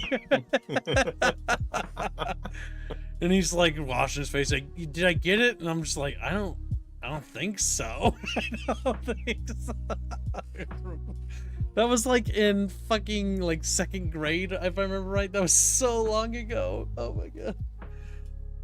Cause, man, because at first when I saw his hands, I was like, oh, you must have just not washed. And I'm like, oh, like, you didn't wash anything. You didn't wash anything. But I was a little child. I didn't know. But yeah, so that's my first time meeting somebody with that. And that's just something they had, right? It's the only person I've ever met in my life that ever had vitiligo. But there's like this obsession with making it like in games all the time. And I don't know why. It's such a focus or fixation on like trying to make disabled things all the time in games. Like, it's a fantasy setting, right? If you're unable, like, what was it? The dungeons are must be handicap accessible or something like that for wheelchairs. Yeah. It's like, if I'm a fucking Dark Lord, I sure as fucking wasting resources building ramps for all my fucking dungeons, all right? I'm sorry, but I'm evil. If you're paralyzed, that's not my problem. There's revival magic in my setting. Okay, but I can't cure disabilities like a bad spine. This is why I have a feeling the antagonist of this game is going to be super sanitized. Because a sanitized villain is a villain that's going to be inoffensive. Well, no, hold on a second. Like, a sanitized villain is the kind that's like... what would they say? They'd be like, I'd kill people, but I'm not a Nazi. They'd be like offended by like, even I think Nazis are bad. It's like when they take a villain, a psychopathic villain like Joker, who's like, but at least I'm not a Nazi. And it's like, oh, okay, you know. So basically what you're saying is that murdering psychopaths are like worse than Nazis. Nazis aren't bad because obviously being a murdering psychopath is worse, you know. It's like, the way they're pivoting, it's like, that's a weird justification, but all right. I think it's going to be a girl boss villain that is actually right, and we're just too dumb to realize that they're right. And then we play it, and that's how it's going to go. Actually, we're right, and we helped the patriarchy. That'd be dumb. It says, I don't want to play a game with disabled characters. I'm disabled. It's miserable. Why would I want to continue that in a fantasy setting that I use to distract myself? Yes, I 100% agree. You're playing for escapism, right? Like, for example, I have feet that are kind of big and flat. It hurts to stand like, if I stand on a hard floor for a few minutes, my feet hurt. And if I stand for 10 minutes, 15 minutes, they start to hurt a lot. And if I stand for an hour, they ache really badly. And if I stand for 4 hours, it gets bad to the point where I'm like, I have a hard time like walking normally. I don't want to play a character in a game that's like me and has those problems with standing and walking. I don't want to engage with, oh god, I need to like sit down for a sec because my feet hurt. Because my tendons in my feet are smaller than my actual feet. And so they tear and stretch, right? And so it hurts a lot. So I don't want to play with that. That sucks. It's not fun. Both Rapier and I think Succulent Juice sent me this one. What the fuck is that? I think. You mean Sucky Juice? His name is Sucky Juice. He's like Sucky Juice. Yeah, Succulent. What's this one? Bulge it's size. It's the height, shoulder width, chest size. That's waist a fucking width, Abby looking body. What the fuck? Glute size and bulge size. What about butt size? Glutes. But doesn't look, it's flat like an anvil. But it's a 0% kip. Imagine shrinking it. The breast size at maximum, and they can only get like tiny breasts. Well, that's rancid. Oh my god, I don't even want to stream this on launch. I want to wait for like mods. Jesus Christ. Why? What are you talking about, kid? No one's gonna mod this fucking game. No, people do. Are you kidding me? Dog me? Shit. Yeah, they're gonna mod it so that I can have big titties and I don't look like an ugly whore. I hope. God, honestly, ugly whores look better than this. Good night, Mookie. Take care, buddy. He crawls into his little bucket. Lets his little lily pad on his head. Nobody modded Starfield. That's true. I guess I'll just look like an ugly old whore anyways. Damn it. Yeah, we're gonna be making It's Ma'am again. It's Come on. Ma'am. By the way, if anyone would like their chatfish on the thumbnail, you just have to donate $50 for it. If you're curious. Don't worry about it because I'm going to have it made myself. You don't need to fund the series. I've decided that we're going to stream it because it's so fucking funny to me that I need to see this for myself. When does it even come out? This year. Tragically. Let's see. Dragon, my balls, age. The Vanguard. What, Grumpy? You sure you don't want your chatfish on this? You just, no, thank you, Gib. It comes out October 31st. Tell you what, chat. Because it's a series I'm going to do myself anyways, I should just discount it. Yes, I'll discount. You can have your chatfish on it for $25. Yeah, there you go. If you want to be next to its ma'am, you can... It's ma'am! Chatfish like, I would rather burn a wife. That's fair. That's fair. Do the opposite. People have to pay to not have their chatfish on the thumbnail. Yes, I think that's fair. Grumpy, you have to pay $50 for your chatfish to not be on the thumbnail. He's like, yeah. I'm joking. It's just puts his chatfish on anyways. He's like, you fucking asshole. I'm like being squeezed between the thighs, you know, screaming. How much Not for right a next to the yinglet? bulge. Oh no. Like I said, 25 to get your chatfish on. I'm not gonna change it, Gangoid. Who are There's we having doing 25 for the that as thumbnail, by the well. way? What? I know, actually, that doesn't matter. Who are we having? Who are we having doing the thumbnail? I think the only person that can thoroughly capture this horror is gonna be either Lickenfish or Beano, and I lean towards Beano because Beano has drawn the most cursed shit ever. Lickenfish is close; he does horror pretty well, but I think Beano should do this one because nothing quite compares to the horrible things I see Beano draw sometimes. I think there's nothing more scarring in my life than Lifts Her Tail, Aerith. Lifts Her Tail, Aerith is the most scarring thing. It's burned into my brain. I remember showing it to Bon, and she thought it was horrible too. Like everybody I meet that I show this image to, they're like, "This is terrible. Who would make this?" Like Beano would. Then Beano would have the We'll have audacity to say it's cute. More gold, Your The thumbnail Majesty. will have Aerith and Chatfish quivering in fear before its man. Like, we'll have the Dragon Age fucking wings attached to her back. it's so rancid. I hate it. Oh, What's the it's current funny. price for a custom chatfish? Asked Mingolad. Custom chatfishes can come in at $30 a pop. So if you would like to buy yourself a custom chatfish for yourself, it's $30. And please let us know which artist you want for that. Yep. Beano should do it like he did the Star Wars thumbnail. Yes, he should. That would be genius. Just like the Dustborn thumbnail as well. Spider Picton is It'll be a $3. curse Keep invest in good shoes and buy Ortholix. Also, go to a place that will fit them for you. You should send me a link to like that stuff. I normally don't walk too much because like right now I put my feet on a feet pillow. And so as I sit here, my feet are actually elevated on a pillow at all times. So my feet I went for a 3-mile hike this morning. Uphill. It's that great. wouldn't work for me. I can bike, I can do cardiovascular activities on like ellipticals and stuff like that. But if I actually have to run, that's an issue. And depending on the quality of my shoes, it's really bad. Like standing in the kitchen, there's a reason why if I look in the kitchen, there's massive little fucking, these huge, like, what do you call it, like cushiony pillow things for kitchens that you stand on. I don't know what they're called. And I got 3 of them in there. One next to the sink, one next to the counter with the stove, and one next to the place where I chop up vegetables and stuff. So that way I can stand there for long periods of time without my feet hurting. I need soft stuff. If I run on grass, it's fine.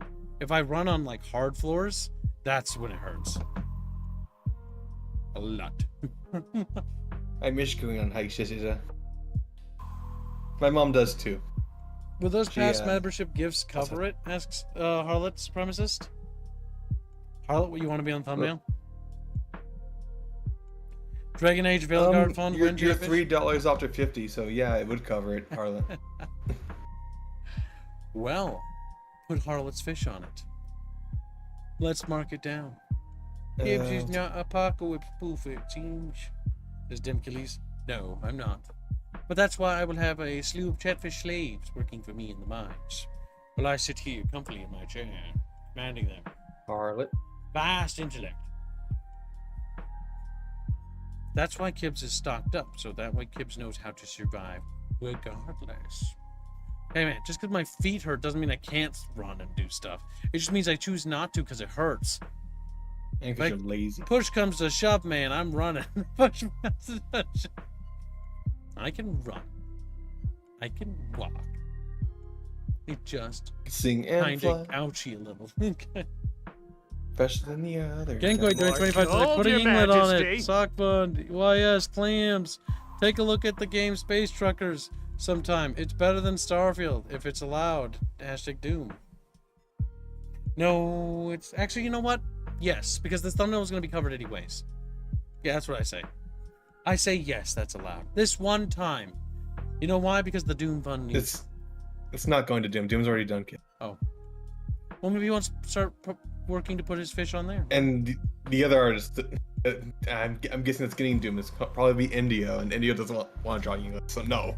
Well, it'll be That's a no from me. No, it'll be a yingfish. The one he has now. So it's a yes from me. I decide. Well, he needs to donate another $75 to it. That's He doesn't need to donate 75 towards it. It's just his chatfish. well. If that's the case, he still needs to donate $25 then. Yeah. I helped you, Genghis. You owe me. Thanks, Gib. You're the best, he says. He cries. He screams. Life is pain, Kib. Suck it up. No, I'm gonna whinge and whine about it. Because that's my job. That's my job. It would take quite the shove to push Gibbs. Wow. Did you read the rest of Genghis's donation, by the way? The Space Truckers part? Yeah, it did. It's better Okay, than make sure. Starfield. I didn't hear it. I'm gonna check it out. I'm covering up my screen right now, you dumb little guy. You're a dumb little guy. Oh wait, no, I never really talked about this. We kind of segued. So the Forever Winter game. It looks interesting in concept, but gameplay looks a little bit rough around the edges. We'll see. One of the chatfish in chat did say it was a little harsh on the spec requirements. 64-bit processor and operating system. Intel i7 9700. Holy shit. It didn't look like it ran well to begin with.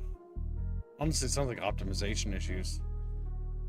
It doesn't even look that good. It doesn't look like it would actually require all of that. That's my problem. It sounds like it's just unoptimized to high hell. That's why I'm a little skeptical about it. I'll scroll up to Green Branch's milestone. I did track it. It's just we never read it. Green Branch has been a member for 32 months as Bubble SF new model, which is also Kibbs' pick. Hope everyone is doing well. What are your thoughts on the Saber CEO comment and not backing down? I don't think this is what you mean, Gangoid. Base truck. The Saber CEO comment? Oh, the Saber CEO comment. Oh, looks like Grumpy came around. He wants to be on the video. See, being an accursed thummy is actually fun.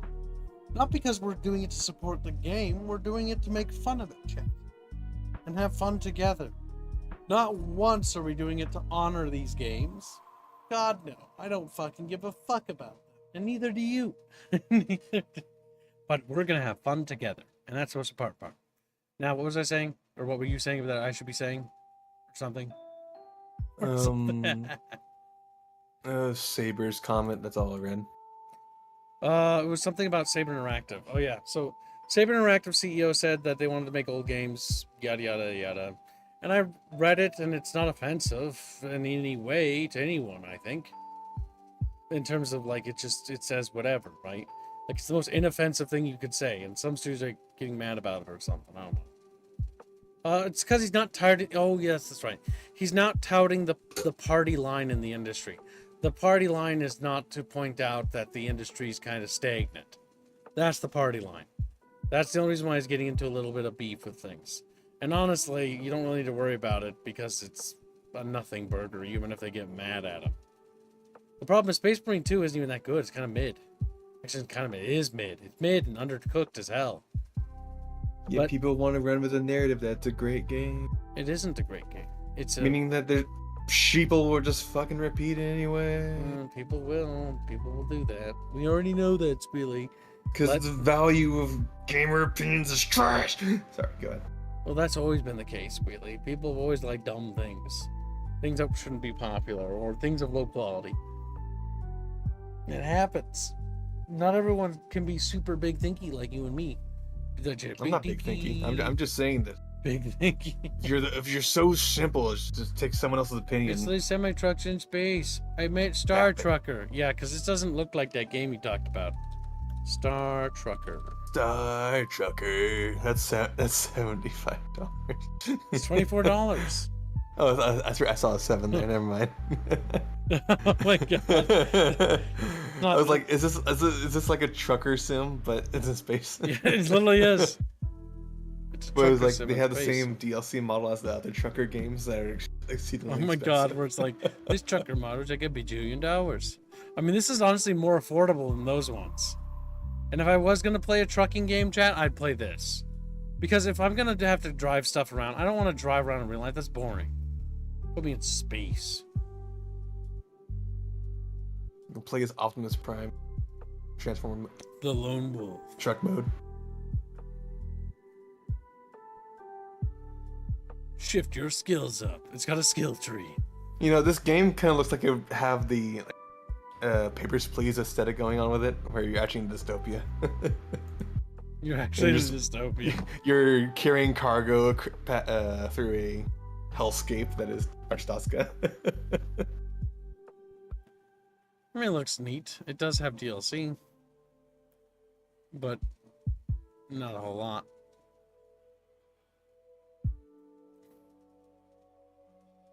Not the highest review rating, but not terrible either.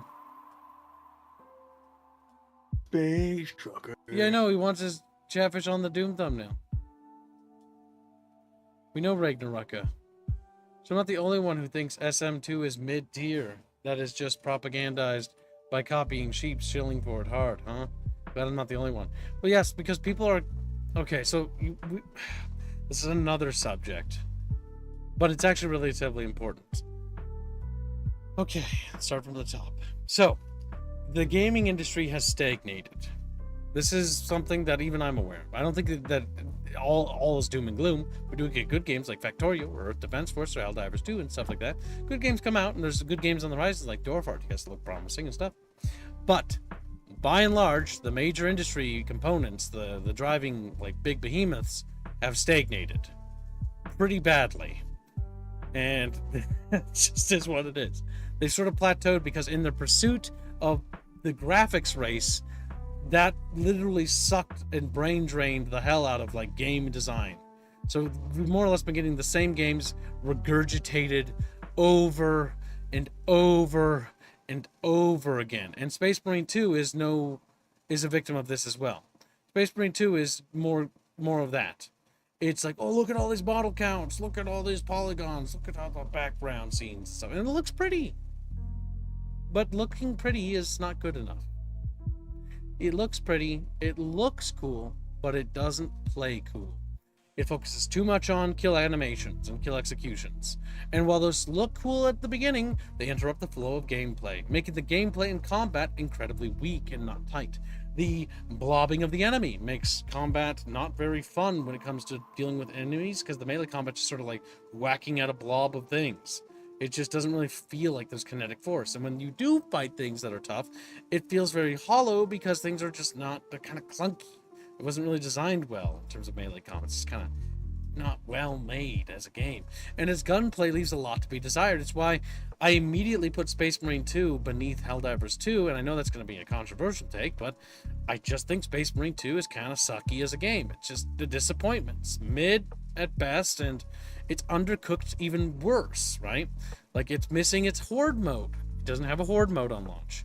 And that's no excuse, by the way. Helldivers 2 also has the same problems. I'm not going to be oblivious to any of these bullshit things. I wish we all deserve better. Especially me, Kip.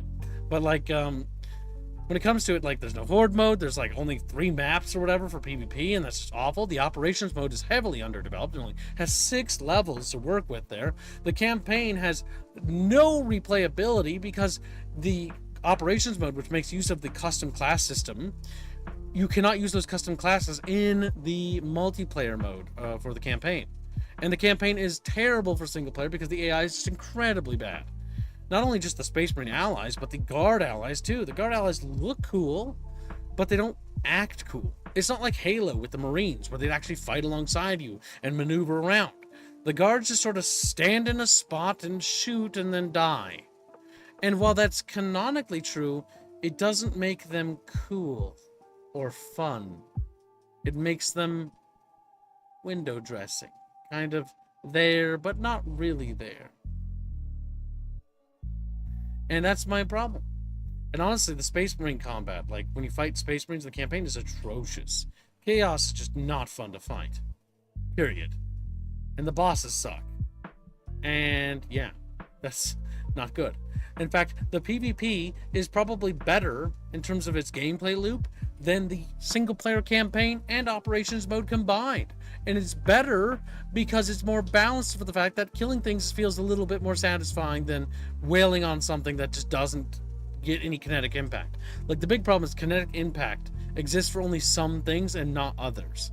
Certain large enemies just don't get staggered unless you time a Q right in the QT combat. Or if you shoot them, they just don't really react, right?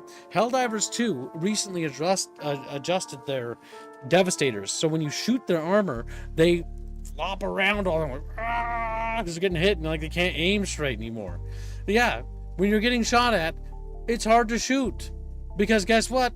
Things are hitting you. So you're bouncing around. You may be wearing armor, but the kinetic impact of that thing striking you is going to cause you to back, you know. You're going to be and you're trying to shoot them, but now you're like flopping all over the place like a little Muppet. It's like you're like, ooh, and then you're like, ah, and then you're like, ooh. Yep, and that's something that Helldivers 2 really has. It unironically has what Squilly just said. That's what you were saying. Yeah, no, but it's got that. It's got the and the oohs, right? And Space Marine, what happens when you shoot a Chaos Space Marine? They sit there and take it. They stand there. Doesn't matter that they're being hit by bolter rounds or large plasma bolts that would engulf a Space Marine and fry him up. Doesn't matter. Doesn't really care. Slapdog Noise, $2.90 say sandwich. Welcome to the stream, Slipster. Next whipster has a wife, Kip, and he is here to stay. Let me tickle him. And he's like, I don't think he's earned his name yet, Kip. He doesn't deserve his name. He does, because guess who donates and you don't? You don't. I'm gonna take so much money what from have you done? At the end of the month. I bought an SSD. Yeah, with whose money? And mine, and then I'm gonna charge you at the end of the month. Well. Notice how he said that it's actually my money. My money. You know where my money comes from, chat? It comes from you guys. So this little ungrateful shit should show some more respect to Chatfish. Or methinks I dock your pay, and I put maybe Salah wants a pay raise instead. At least Salah's more grateful to his bucket fishies. She's a salad. I think Salah shows a little bit more gratefulness towards Chatfish. You say, I love Chatfish. They're my favorite little guys. You know, maybe we should put it to a poll. Salah gets the money, or Chatfish? Oh, yeah, pretty much. And thank you for your generous donation. We appreciate it. Even a little shit you line over here. God damn it, shit you line. Why you gotta be a big baby? You big bingus, you. But yeah, the big thing, chat bros. Gibbs, 2 weeks from now, I will be undergoing surgery to remove my chemo access. Your what? It is 2 years I've been with it, and now I'm going to remove it. Your chemo access? You're on chemo? Well, congratulations. I don't know that. You never told me. Access. But Chemo that's good news.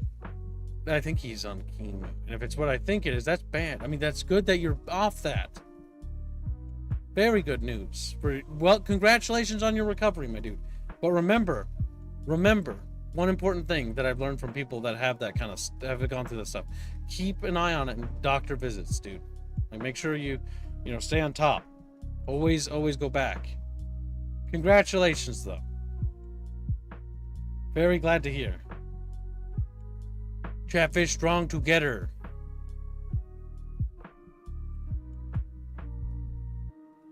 Yes, Chatfish.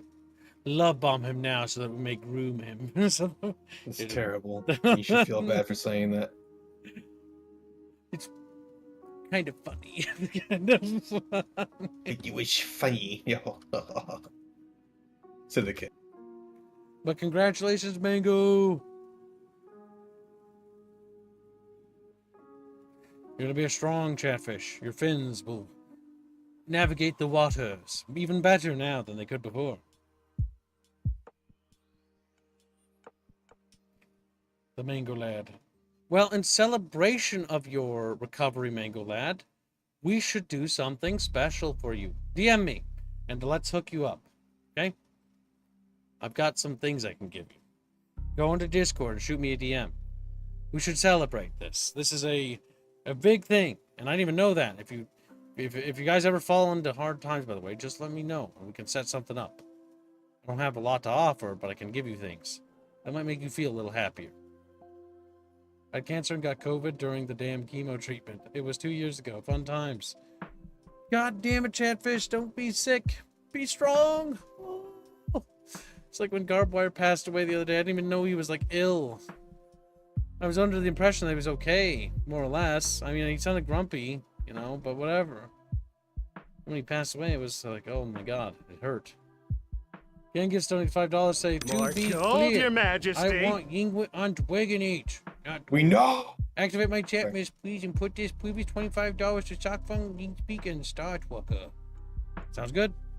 Well, The Veilguard thumbnail has no overhead because I'll fund the thumbnail. This is a Chatfish treat, is what I was thinking. Because I think Chatfish want to make fun of the game.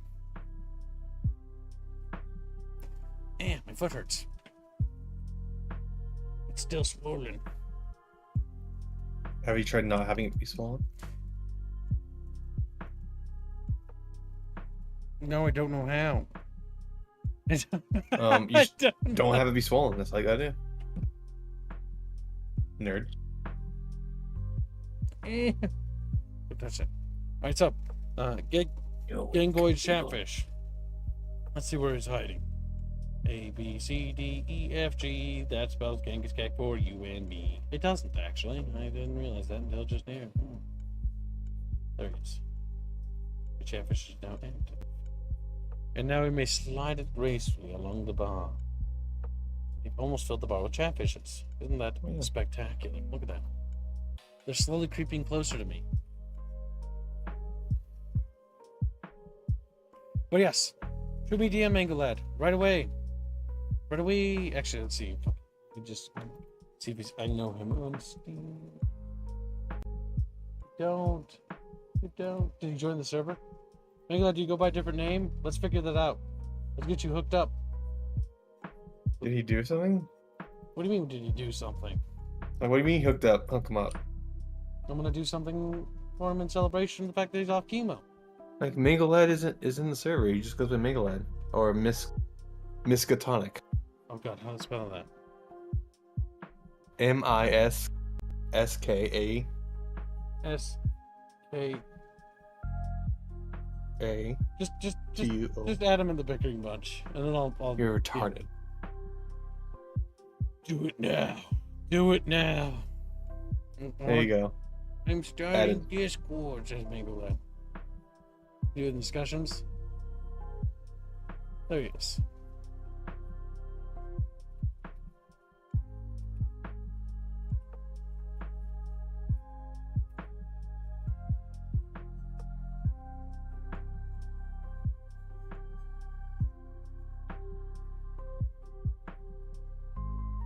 There. You can decide those things that you want whenever you're feeling better. And to help celebrate, let's also give him back-end access as well. He already has backend. Does. Well, He's a sulfur miner kid.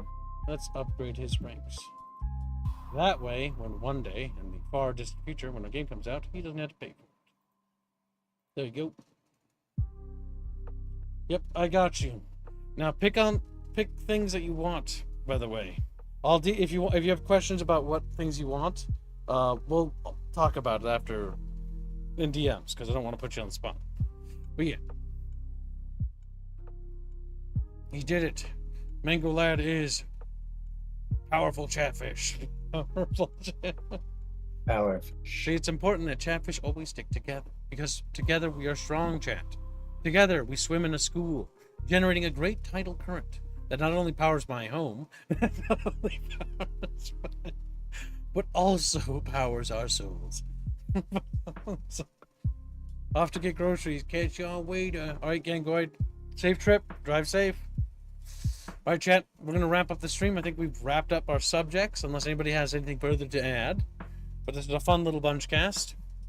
And unfortunately, it wasn't too many negative things. I like to cover positive things. Having good news is always a good thing. I like that. I like having not just negativity all the time. Something to look forward to. Like No, Helldivers 2. Kip. Yay! Everything's terrible. Everything's awful, and you gotta point it all out.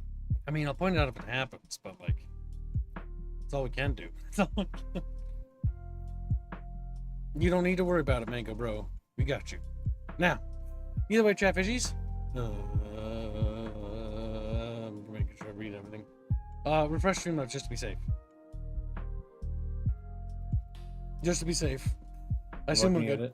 Just say we're good if we're good. We're good. Watch the Chatfish donate immediately upon ending the stream.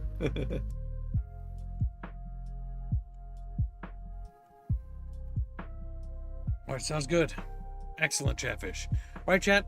We're going to be moving on to the Mass Effect stream, which is going to be launching in like 15 minutes time. So I'll be a little running behind schedule today, mostly because my foot hurts, and I'm going to just quick take a look at it and then be back to it. So, yeah. Either way, Chatfish, thanks for hanging out. Thanks for your generous donations, and I hope you all have a fantastic week. If we don't see you in the Mass Effect stream that's going to take place in a few minutes here, then I will see you in the next stream. And I hope you all have a good day. Remember to look after yourself and drink lots of water, eat food, stay healthy, go to the doctor, be healthy, little Chatfish, strong, and don't forget that the community is here for you. We do stuff after streams if you want to hang out, or if you ever need to contact me and you're not feeling well, just let me know. My DMs are always open, little chat bros. By the way, we'll see you in a few minutes, Chatfish. Goodbye. Bye now.